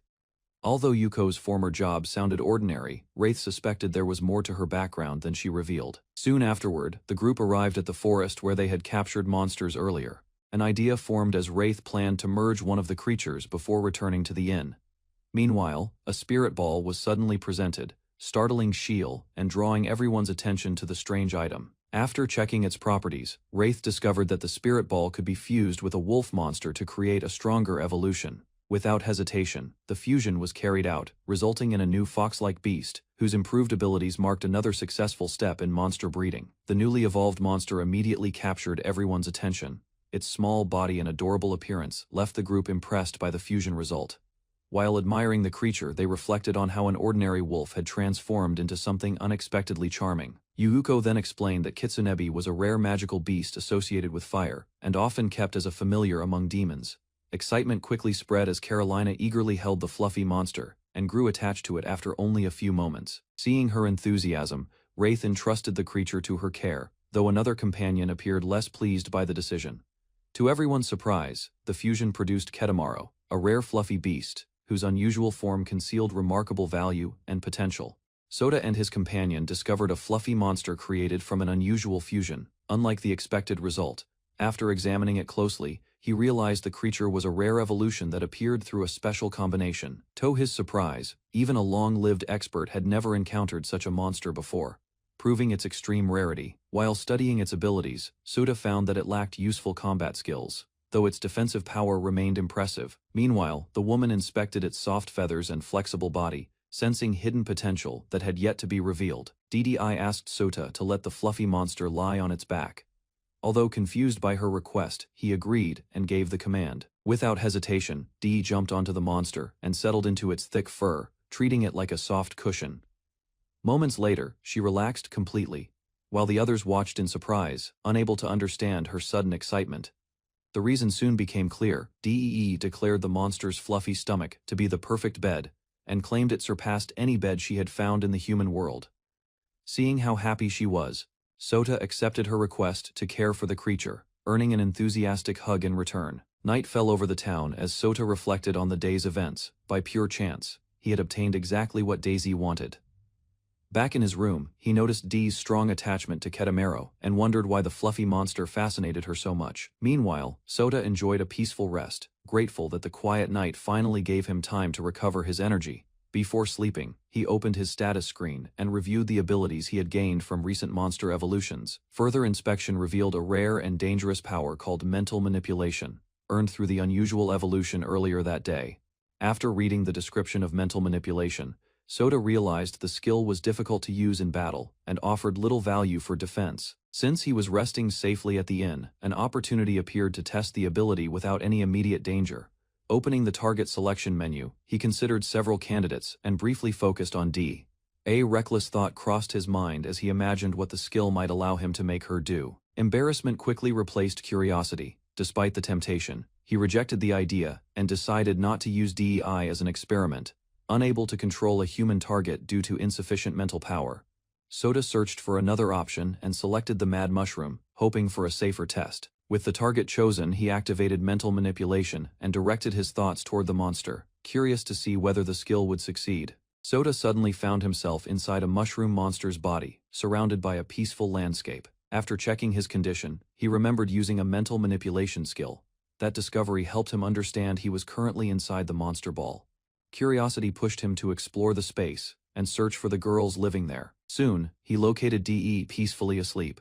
Seeing her resting in light sleepwear, he understood why she remained so relaxed within the safe environment of the ball. An unexpected idea crossed his mind, and he began considering how to take advantage of this unusual situation. Temptation got the better of Sota as he moved closer to D, convinced he could enjoy the view without any consequences. Before he could act further, Ketamaro suddenly struck and sent the mushroom body flying away from D. The unexpected attack immediately ruined his plan. Meanwhile, DA remained asleep, resting peacefully against Ketamaro, without noticing the disturbance nearby. Realization quickly hit Sota. Ketamaro had seen through his intentions, and getting caught left him feeling completely defeated. As he recovered from the shock, another girl appeared in the area. Her presence shifted his attention, while DEI continued resting under Ketamaro's watch. Carolina gathered the goblins and pushed them through a harsh training session. From a distance, Sota watched the unusual scene unfold. Rather than showing sympathy, she declared that stronger effort would make them worthy servants under Suta's command. Soon, the reason became clear. The goblins' levels had risen rapidly thanks to Caro's relentless training methods. The moment one goblin tried to rest, Carolina immediately stepped in and punished the lack of discipline with a swift kick. Watching her strict approach, Sota felt both surprised and impressed. Meanwhile, the goblins quietly accepted their demanding instructor's authority. Inspired by Caro's training, Sota selected the Goblin Knight as his target and prepared to borrow its body. A Goblin Knight suddenly felt his body become unusually heavy. Standing nearby, Carolina watched calmly as the effect took hold. With a simple gesture, Carolina increased the burden carried by the Goblin Knights. Their movements slowed as the weight multiplied several times over. Soon, the training field filled with struggling Goblin Knights. Every step became harder while Carolina observed the results of her skill. Rather than stopping, she approached one of them and continued the harsh training. The Goblin Knight could barely endure the growing pressure. Moments later, the exhausted knight found himself pinned beneath Caro's boot, completely overwhelmed by the situation. The Goblin Knight remained trapped beneath Caro's foot, yet his attention drifted elsewhere. Noticing his strange gaze, Carolina became flustered and questioned his behavior. Meanwhile, Sota searched through his available monsters and considered a way out of the embarrassing situation. A risky plan soon formed in his mind. Without wasting time, he prepared to transfer his consciousness into another monster body. Escape seemed far more important than enduring another moment. After reviewing his options, Sota selected a kitsune. The small fox-like monster appeared harmless and unlikely to attract suspicion. Kitsune sprinted away across the field, carrying his hopes in that new body. Sota hurried off to continue his search for Shiel. After leaving the training grounds, Sota finally arrived at Seal's house. The sturdy wooden cabin immediately caught his attention and revealed her impressive craftsmanship. Curiosity led the kitsune to the entrance. While exploring the house, Sota became even more amazed by what Seal had built on her own. Soon, the door opened and Seal appeared. Recognizing the kitsune, she warmly welcomed the small monster inside. Instead of armor or work clothes, Seal wore casual clothing after a long day of labor. Signs of exhaustion covered her appearance as she continued her work. Realizing the situation could become troublesome, he hurried toward the house to regain his composure. Comfortably resting in Seal's embrace, Sota seized the opportunity, enjoying the moment while hiding his true identity. Kotaro rested beside the elf girl on the bed, while she noticed how close the fox had become. Suddenly, the fox jumped onto her chest and began seeking attention, pushing her patience to its limit. Laughter escaped as the playful creature continued its antics, leaving her unable to understand its behavior. Meanwhile, Kotaro happily buried its face into the soft cushion and enjoyed the comfort without restraint. Overwhelmed by the fox's affection, she held it tightly while realizing that constant pampering had made Kotaro completely spoiled. Kotaro watched Seal closely and wondered why she treated Kitsune so differently from other creatures. While resting on the bed, the fox noticed her unusual reaction and began suspecting there was a hidden side to her personality. Confidence grew as Kotaro convinced itself that its suspicions might be correct. Without warning, a knock came from outside. Startled by the interruption, Shiel panicked and tried to compose herself. Moments later, Carolina entered the room and found Shiel acting strangely. Confused by the situation, she immediately asked whether something had happened. Carolina's sudden visit forced Seal to hide her embarrassment, though she struggled to act naturally. At the same time, Kotaro sensed a familiar presence nearby and immediately became alert. Curiosity spread through the room as everyone tried to understand what the fox had detected. After thinking carefully, Carolina explained that skilled individuals could notice the presence of spirits even when they remained hidden. A new possibility emerged from the discussion.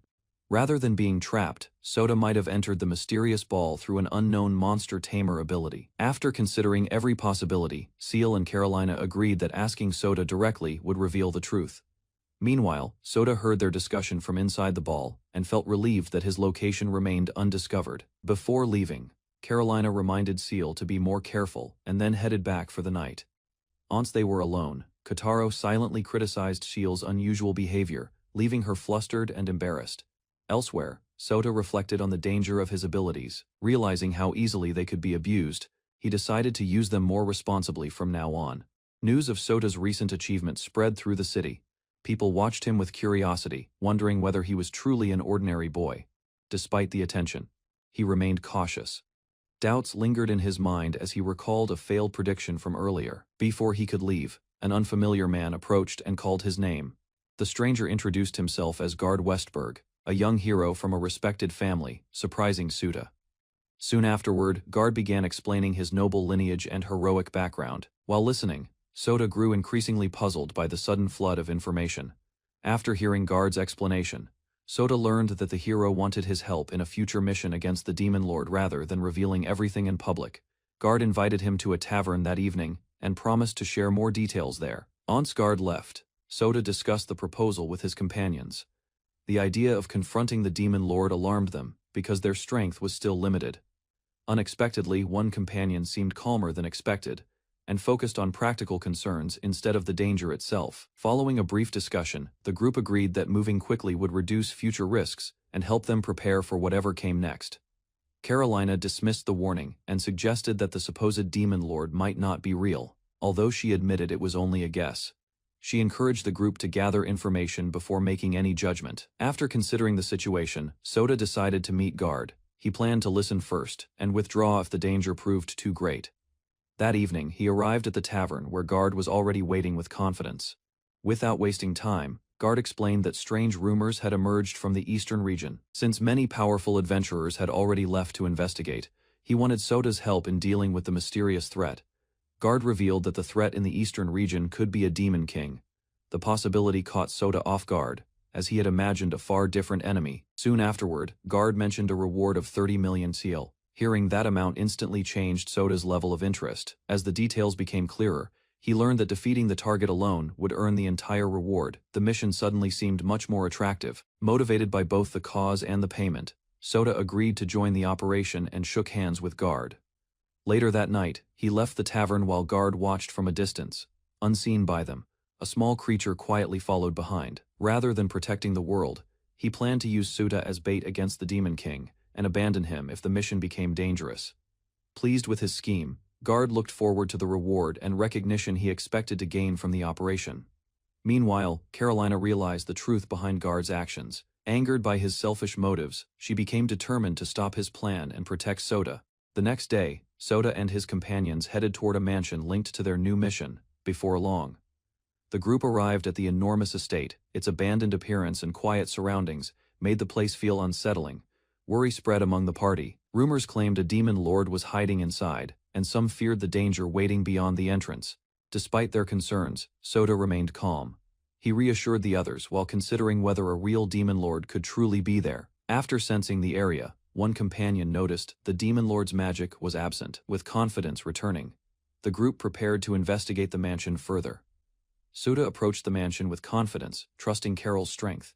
Even so, he stayed cautious and prepared for anything hidden inside. After entering the building, the group found a grand hall. Dust covered the interior, yet the mansion's elegance remained visible. A sudden discovery caught Carol's attention. Towering bookshelves filled with high-quality books stretched across the room, drawing her focus immediately. Excitement replaced her earlier worries. Surrounded by countless books, she imagined spending endless hours reading without ever growing bored. Watching her reaction, Soda realized the library was exactly what Carolina had always wanted. Their decayed appearance and foul smell immediately revealed that they were undead monsters. Disgusted by the creatures, one companion insisted they could not be allowed inside the storage ball. Soda quickly agreed to eliminate them instead. Without hesitation, he summoned Kitsunebi. The fox spirit charged forward and unleashed a fierce attack that engulfed the ghouls in flames. Moments later, the battle ended. The undead monsters were reduced to ashes, leaving the hallway safe once again. After confirming the area was clear, the group advanced deeper into the mansion. A sealed door awaited them, and beyond it rested the demon they had come to find. Clearing the mansion, Soda entered another room and unexpectedly found a young girl changing clothes. Shock quickly turned into confusion. Startled by his appearance, the girl reacted immediately, while the unexpected encounter created an awkward situation. Moments later, both regained their composure. Recognizing each other, they realized this meeting was not a coincidence. As the others watched curiously, the girl explained her connection to the mansion. With many questions still unanswered, the group prepared to hear her story. After demon hunters began pursuing her, she discovered an abandoned mansion and turned it into her base. Later, she revealed that she often visited a cemetery to gather corpses and create new minions. Frustration filled her expression as she admitted that far more adventurers and demon hunters had started targeting her than she expected. Meanwhile, the group learned that the state had placed a large bounty on demon heads, attracting hunters from many places. Concern then shifted to the people who had come to the mansion. Fortunately, those visitors returned safely, leaving the situation unchanged for the moment. Sota learned that the visitors who entered the mansion never returned because Yuko frightened them away with her undead servants. Suddenly, a demon hunter named Guard appeared. Believing Yuko was an easy target, he revealed that he had used Sota as bait to lure the demon into the open. Moments later, more hunters entered the mansion and surrounded the group. Claiming justice was on their side, they prepared to eliminate Yuko and collect the reward.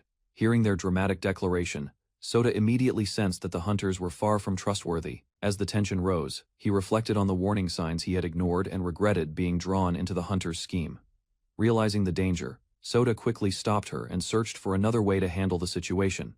Instead of backing down, he summoned a goblin knight to face the hunters. Guard mocked the tiny warrior and dismissed it as an easy opponent. To everyone's surprise, more goblin knights appeared one after another. A small force soon formed in front of Sota, blocking the hunters' path. Shock spread through the room as the hunters learned that controlling so many monsters at once was far beyond normal abilities. Although rattled, Guard encouraged his companions to stand their ground, convinced that a group of goblins could never defeat them. Sota watched as his goblin army charged forward. Equipped with improved gear and strengthened through harsh training, the small warriors overwhelmed the hunters' front line.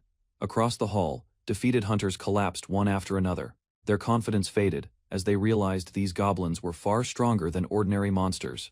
Before panic could spread further, an older hunter stepped forward. Determined to protect his comrades, he took command and challenged the demon's forces himself. Moments later, the veteran warrior cut through multiple goblins with ease. His unexpected strength shocked both the hunters and Sota. After defeating several enemies, Guard relied on his powerful splenoid daemon and believed victory was certain. Meanwhile, Sota assessed the situation and released a werewolf to challenge Guard's forces. Without hesitation, the werewolf charged forward and clashed directly with the goblin knight in a fierce exchange. As the battle continued, Guard realized the monster was stronger than expected and began to lose confidence.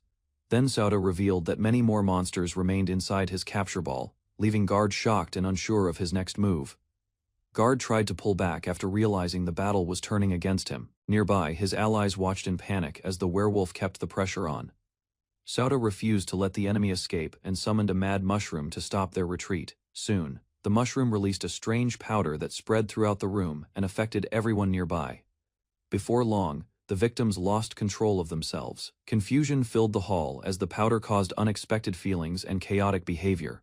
Unable to understand what was happening, Guard desperately ordered his demon to stop the disorder while the situation continued to spiral out of control. Under the mushroom's influence, one of Guard's men suddenly confessed his admiration and completely lost his composure. Meanwhile, another affected soldier rushed toward Guard, unable to control the strange feelings caused by the powder. Watching the chaos unfold, Sota calmly revealed that the mad mushroom had been summoned to punish the troublesome group. Soon after, a mysterious girl appeared and praised the outcome, finding the entire situation highly entertaining. Before the conversation could continue, Yuhiko stepped in and scolded the girl for her disrespectful attitude, quickly restoring order around Sota. After the incident, the group discussed the consequences. Rumors about a demon living in the mansion had already spread, and stronger hunters would likely arrive soon. Rather than worrying about the mansion itself, Yuliko explained that demons were destined to be hunted wherever they went. Hearing her words, Sota noticed that Yuliko seemed different from when they first met and quietly reflected on her situation. A new idea then came to him. He suggested finding a larger and safer place where demons could live without fear. Interested by the proposal, the others listened closely as Sota asked to be shown the location, hoping to put his plan into action. Suddenly, the small demon girl was pulled towards Sota's capture ball before she could understand what was happening. Meanwhile, Sota revealed that his plan was to give Yuliko and the other demons a safe place to live without fear. Moments later, the capture succeeded. The tiny wraith ended up inside the ball, leaving everyone surprised while Sota proudly gained a new companion. A week later, Sota purchased the grand mansion where Yukiko once lived, giving his group a spacious new home. Because rumors of a demon lord spread through the area, property values collapsed, allowing him to buy the estate for only a fraction of its true worth. Nearly all of his mining earnings were spent on the purchase, yet the exchange felt worthwhile. After settling the deal, he proudly reflected on completing Carol's final wish and fulfilling every promise he had made. Before he could relax, the mansion's cleaning work demanded attention, and his companions quickly pulled him into helping. Across the mansion, everyone worked together on a massive cleaning effort. Even the goddess and the demon joined the task, leaving Sota puzzled by the unusual sight. While dust and dirt disappeared from the halls, the group quietly continued their work. A brief exchange caught attention, but nothing more came of it. Hours later, the mansion finally regained its former beauty. Relief spread through the group as they admired the spotless interior. After assigning private rooms and returning everyone's belongings, Sota felt satisfied with the new arrangement. Just as he expected a quiet rest, a sudden feeling made him realize the day was not over yet. Night finally arrived, and Sota looked forward to a peaceful rest in the mansion.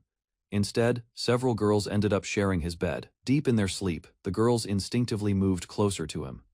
Their relaxed expressions showed they felt completely at ease in their new home.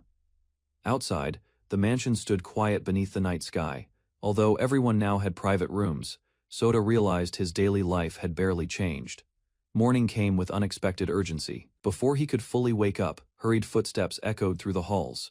Moments later, alarming news shattered the calm atmosphere. Carolina had been captured by an intruder, forcing Sota into action once again.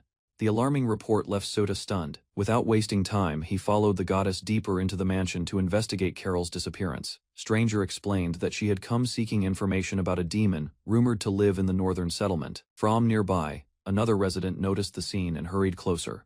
Confused by the unexpected confrontation unfolding inside the mansion, as the situation became clear, the visitor could not hide her disbelief. A human and a demon were living together under the same roof. Silence briefly filled the hall. Watching the exchange, the young girl struggled to understand what would happen next. A mysterious woman arrived at the mansion. Recognizing a familiar face, Sota realized the long-missing master had finally returned. After returning, Seal thanked Sota for protecting her during the incident in St. Bell City and explained what had happened. Hearing the details, Sota learned that the demon Carolina had also assisted Seal when she was captured by the Merchant Guild. Meanwhile, Seal defended Carolina's character and praised the guild's bravery despite its poor reputation. Although relieved by her reasonable attitude, Sota noticed something troubling and felt uneasy. Without warning, Seal stepped forward and struck Carolina, turning the calm discussion into a sudden confrontation. Seal rejected Carolina's actions and warned Sota that demons could not be trusted. In her eyes, no demon deserved to be called good. Stepping forward, she defended herself and argued that Seal's judgment was clouded by personal hatred. Rather than backing down, Seal launched another attack. Carolina easily avoided the strike and began taking the fight seriously. Dark wings spread from Carolina's back as she entered her vampire form. The sudden transformation caught Seal and the others off guard. Moments later, she landed a decisive blow. Defeated and wounded, Seal collapsed while Carolina calmly admitted she had been holding back her true strength. After the fight ended, Sota asked why Seal hated demons so deeply. A painful memory immediately resurfaced in her mind. Back when she was an adventurer in St. Bell City, Seal traveled with 5 companions. During one mission, they encountered Rumel, a powerful demon serving the Demon King's army. Despite their experience, the group stood no chance against the overwhelming enemy. One by one, her comrades fell before her eyes. Since that tragedy, Seal dedicated her life to hunting demons. Determined to avenge her friends, she vowed to wipe them out completely. Listening to the story, Sota finally understood the source of her hatred, while the others quietly reflected on her loss. Later, Seal apologized to the elf girl and admitted that she had left St. Bell City. After returning, Seal thanked Sota for protecting her during the incident in St. Bell City and explained what had happened. Hearing the details, Sota learned that the demon Carolina had also assisted Seal when she was captured by the Merchant Guild. Meanwhile, Seal defended Carolina's character and praised the guild's bravery despite its poor reputation. Although relieved by her reasonable attitude, Sota noticed something troubling and felt uneasy. Without warning, Seal stepped forward and struck Carolina, turning the calm discussion into a sudden confrontation. Seal rejected Carolina's actions and warned Sota that demons could not be trusted. In her eyes, no demon deserved to be called good. Stepping forward, she defended herself and argued that Seal's judgment was clouded by personal hatred. Rather than backing down, Seal launched another attack. Carolina easily avoided the strike and began taking. Sota arrived at the casino alone, hoping to avoid attention while investigating the place. Unexpectedly, Dei followed him and insisted on staying nearby because she feared the dangers inside. Meanwhile, townspeople discussed the casino's sudden success and the disappearance of the former merchant guild leader. Hearing those rumors, Sota connected them to past events and began questioning what had truly happened. With growing confidence, he approached the casino entrance and prepared to uncover the crimes hidden behind its prosperous image. Upon entering the casino, Sota was stunned by the luxurious hall and the many bunny girls serving guests. Soon after, a well-dressed man approached and introduced the casino while explaining its unusual system. To Sota's surprise, the female staff were treated as prizes that gamblers could obtain through the casino's games. The man then revealed himself as Roth, the vice leader of the Merchant Guild and the casino's current owner. Hearing the details, Sota realized the business had turned people into rewards using their exploitation to attract gamblers and increase profits. After meeting Roth, Sota noticed something unusual. His appraisal showed only his age, leading him to suspect that Roth was actually a demon in disguise. Meanwhile, DEI reminded him that they needed to gather more information before making a move against their enemy. A different thought soon crossed Sota's mind, as he wondered whether DE had simply come along to enjoy the casino. Moments later, she indirectly confirmed his suspicion, leaving him speechless. Several hours passed inside the casino. By the end of it, Sota sat exhausted and disappointed after losing a large amount of money. Hers of gambling left Sota confused. Although he had been winning earlier, his luck suddenly disappeared during the final rounds. Before long, Dei rushed over in tears and admitted that she had lost her money as well. Rather than getting angry, Sota comforted her and pointed out that their losses were still small compared to the fortune they carried. Guilt continued to weigh on Dei as she confessed that she had spent all the savings she brought into the casino. That revelation left Sota completely stunned. Moments later, the pair realized they had wasted nearly everything and were now broke. Sota brought Dei to a mansion and confronted her about losing all their gambling money. Embarrassed, she feared he had brought her there for punishment, but he revealed he wanted to recover the large amount they had lost. Instead of blaming bad luck, Sota questioned why their winnings kept shrinking despite repeated victories. A possibility suddenly came to mind. Suspicion grew as he considered that the staff might be secretly taking their money. Dee recalled hearing about guests being treated unfairly and forced to cover losses through a cruel system. Determined to uncover the truth, Sota asked Dei to monitor his condition while he prepared to expose the fraud. After forming a plan, Sota decided to investigate the building from the outside. To do that, he needed Kitsunebi, a small and agile monster, using his mind control ability. He prepared to transfer his consciousness into the monster. Daishi listened in surprise as he explained the method. Without warning, Sota leaned close to Dei while focusing on the skill. The sudden action left her completely startled. Kitsunebi. Sota slipped away to gather evidence.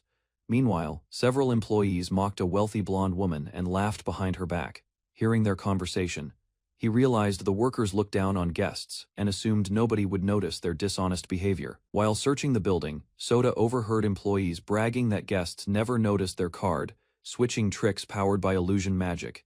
Hidden nearby, Kitsunebi listened as another worker arrived. Their conversation confirmed that dark magic was being used to deceive customers. One employee proudly admitted taking a huge amount of money from her through the scheme. The supervisor immediately lost his patience. Furious at the greed and carelessness, he struck the worker and demanded an explanation. A darker truth emerged. Guests who could not repay their debts were forced into slavery, and the blonde woman had already been marked as their next victim. The supervisor continued berating his subordinate, blaming him for losing potential profits and treating him as worthless. After the outburst, he coldly declared that dealing with humans was nothing but a burden and left the room.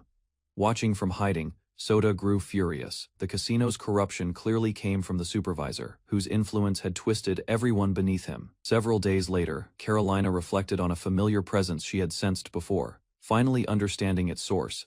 After selling property and collecting funds, they prepared for their next move while discussing the demon whose presence could no longer be detected. Back at the casino, Sota risked all his remaining money, determined to recover his losses and expose the fraud.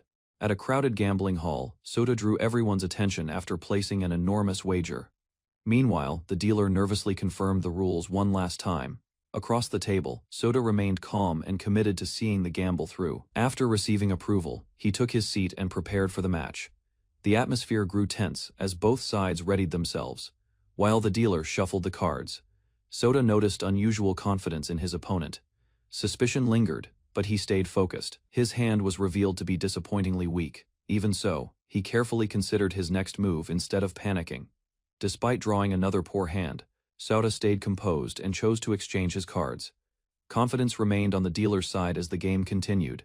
At that moment, Carolina used her illusion magic to support him. Weak cards gradually appeared stronger, transforming the situation in Sota's favor. Shock spread across the hall as spectators realized the unbelievable result and the enormous reward attached to it. Soon after, Sota figured out that his opponent had been manipulating probability with magic. Accusations quickly followed, but no evidence could be found.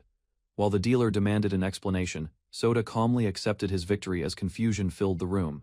The gambling hall fell silent after Sota's victory. While one employee desperately apologized to his superior, the manager watched the outcome with a cold expression. Shortly afterward, the manager invited Sota to a private room to discuss the enormous prize money. Upon entering, Sota noticed several guards already waiting inside. The manager calmly welcomed him, but the atmosphere felt increasingly hostile. Rather than handing over the winnings, the manager revealed his true intentions. A hidden weapon appeared as he moved closer under the guise of negotiation. Without warning, the manager launched an attack. Surprise flashed across Sota's face as the peaceful meeting instantly turned into a life-threatening confrontation. Sota immediately realized the invitation had been a trap. Facing the manager, he demanded an explanation while sensing the hostility surrounding him. The manager dropped all pretense and revealed his greed. Surrounded by armed guards, he ordered Sota to hand over every coin he had won. Seeing the threat clearly, he reached for one of his monster capsules and readied a counterattack. In an instant, a group of goblin knights appeared across the room. The sudden summon caught the guards completely off guard and disrupted their assault. Steel clashed as the monsters charged forward. Panic replaced confidence on the manager's face when he realized he was hopelessly outnumbered. After the guards fell, the casino manager revealed his true vampire form, exposing the power he had concealed all along. Roth Trizare confidently challenged Kazuhaya Sota while mocking human strength. Using his appraisal ability, Sota examined Roth's status and discovered the vampire possessed surprisingly low attributes, leaving him genuinely confused by his opponent's confidence. After recognizing Roth's arrogance, Sota decided to finish the battle quickly without wasting unnecessary effort. Meanwhile, Roth continued insulting humans before summoning his strongest companion, the powerful adamantite golem, to crush the challenger. The enormous adamantite golem charged forward under Roth's command, shaking the battlefield with its heavy steps. Sota calmly remained behind his monster while the golem prepared a direct attack against the overconfident vampire. Without hesitation, the adamantite golem struck Roth instead of Sota, sending the shocked vampire flying across the room. Roth failed to understand why his trusted monster ignored orders while the golem stood firmly beside its true master. Sota thanked the loyal golem before approaching the defeated vampire, who demanded his identity with disbelief. Introducing himself as Kazuhaya Sota, he explained he was only an ordinary adventurer, leaving Roth completely speechless after the unexpected defeat. Kazuhaya Sota confronted Roth Trizare after defeating him, condemning his cruel scheme of deceiving innocent people into slavery. Hearing those accusations, Roth hesitated for the first time as guilt and fear replaced his earlier confidence completely. Sota's unwavering expression revealed his growing anger while Roth desperately begged for another chance to explain himself. The frightened vampire realized his usual tricks no longer worked against someone determined to protect innocent victims. Rejecting empty promises, Sota decided to capture Roth instead of accepting another apology. Although Roth offered to release every enslaved person, Sota calmly prepared his capsule ball, refusing to trust the vampire's sudden change. The capsule ball activated and drew Roth inside before he could escape the magical effect. Moments later, the vampire found himself trapped within the strange space, desperately searching for an exit while panic overwhelmed his thoughts. Watching the successful capture, Sota warned Roth that causing trouble inside the capsule ball would only create unnecessary problems. Accepting his situation, Roth lay down to rest, while Sota left the imprisoned vampire safely contained until future release. Kazuhaya Sota smiled with satisfaction after capturing the casino owner inside his capsule ball, knowing the criminal organization had finally lost its leader, and the cruel operation forcing innocent people into slavery had completely collapsed. After the leader disappeared, the casino declared bankruptcy because its cheating methods became public knowledge, while every enslaved victim regained freedom, as grateful companions gathered outside and sincerely thanked Sota for saving countless innocent lives. One grateful companion handed Sota every coin confiscated from the corrupt casino, explaining the recovered fortune belonged to those responsible for ending the criminal operation and protecting victims from further exploitation and suffering. Caroline bowed before everyone and apologized for her previous mistakes, admitting sincere regret while explaining that most stolen money had already been recovered. although employees had received reasonable shares before the remaining fortune returned. Caroline reflected on Sota's selfless actions after learning. He destroyed the corrupt casino to rescue innocent captives, realizing he always protected friends and strangers alike instead of pursuing wealth, recognition, or personal rewards for himself. Witnessing Kazuhaya Sota's actions transformed Caroline's opinion of demons, convincing her that some genuinely protected innocent people instead of spreading fear, violence, and suffering, without caring about anyone beyond themselves throughout their lives. Curious about the future, Seal asked Kazuhaya Sota what he planned after resolving the recent conflict. Feeling relieved, Sota welcomed the end of every misunderstanding, allowing both groups to continue their journeys without remaining distrust. Smiling with confidence, Caroline declared she would continue hunting demons threatening innocent humans across the kingdom. Meanwhile, Sota surprised Seal by inviting her to accompany him, leaving the young girl speechless as she considered his unexpected offer. Noticing Shield's embarrassed expression, Caroline teased that the girl had fallen in love with Sota, because every reaction revealed hidden feelings. Overwhelming embarrassment covered Shield's face as she struggled to deny the playful accusation before everyone. Before leaving, Caroline placed a special ring into Seal's hand and announced she would entrust the young girl to Kazuhaya Sota.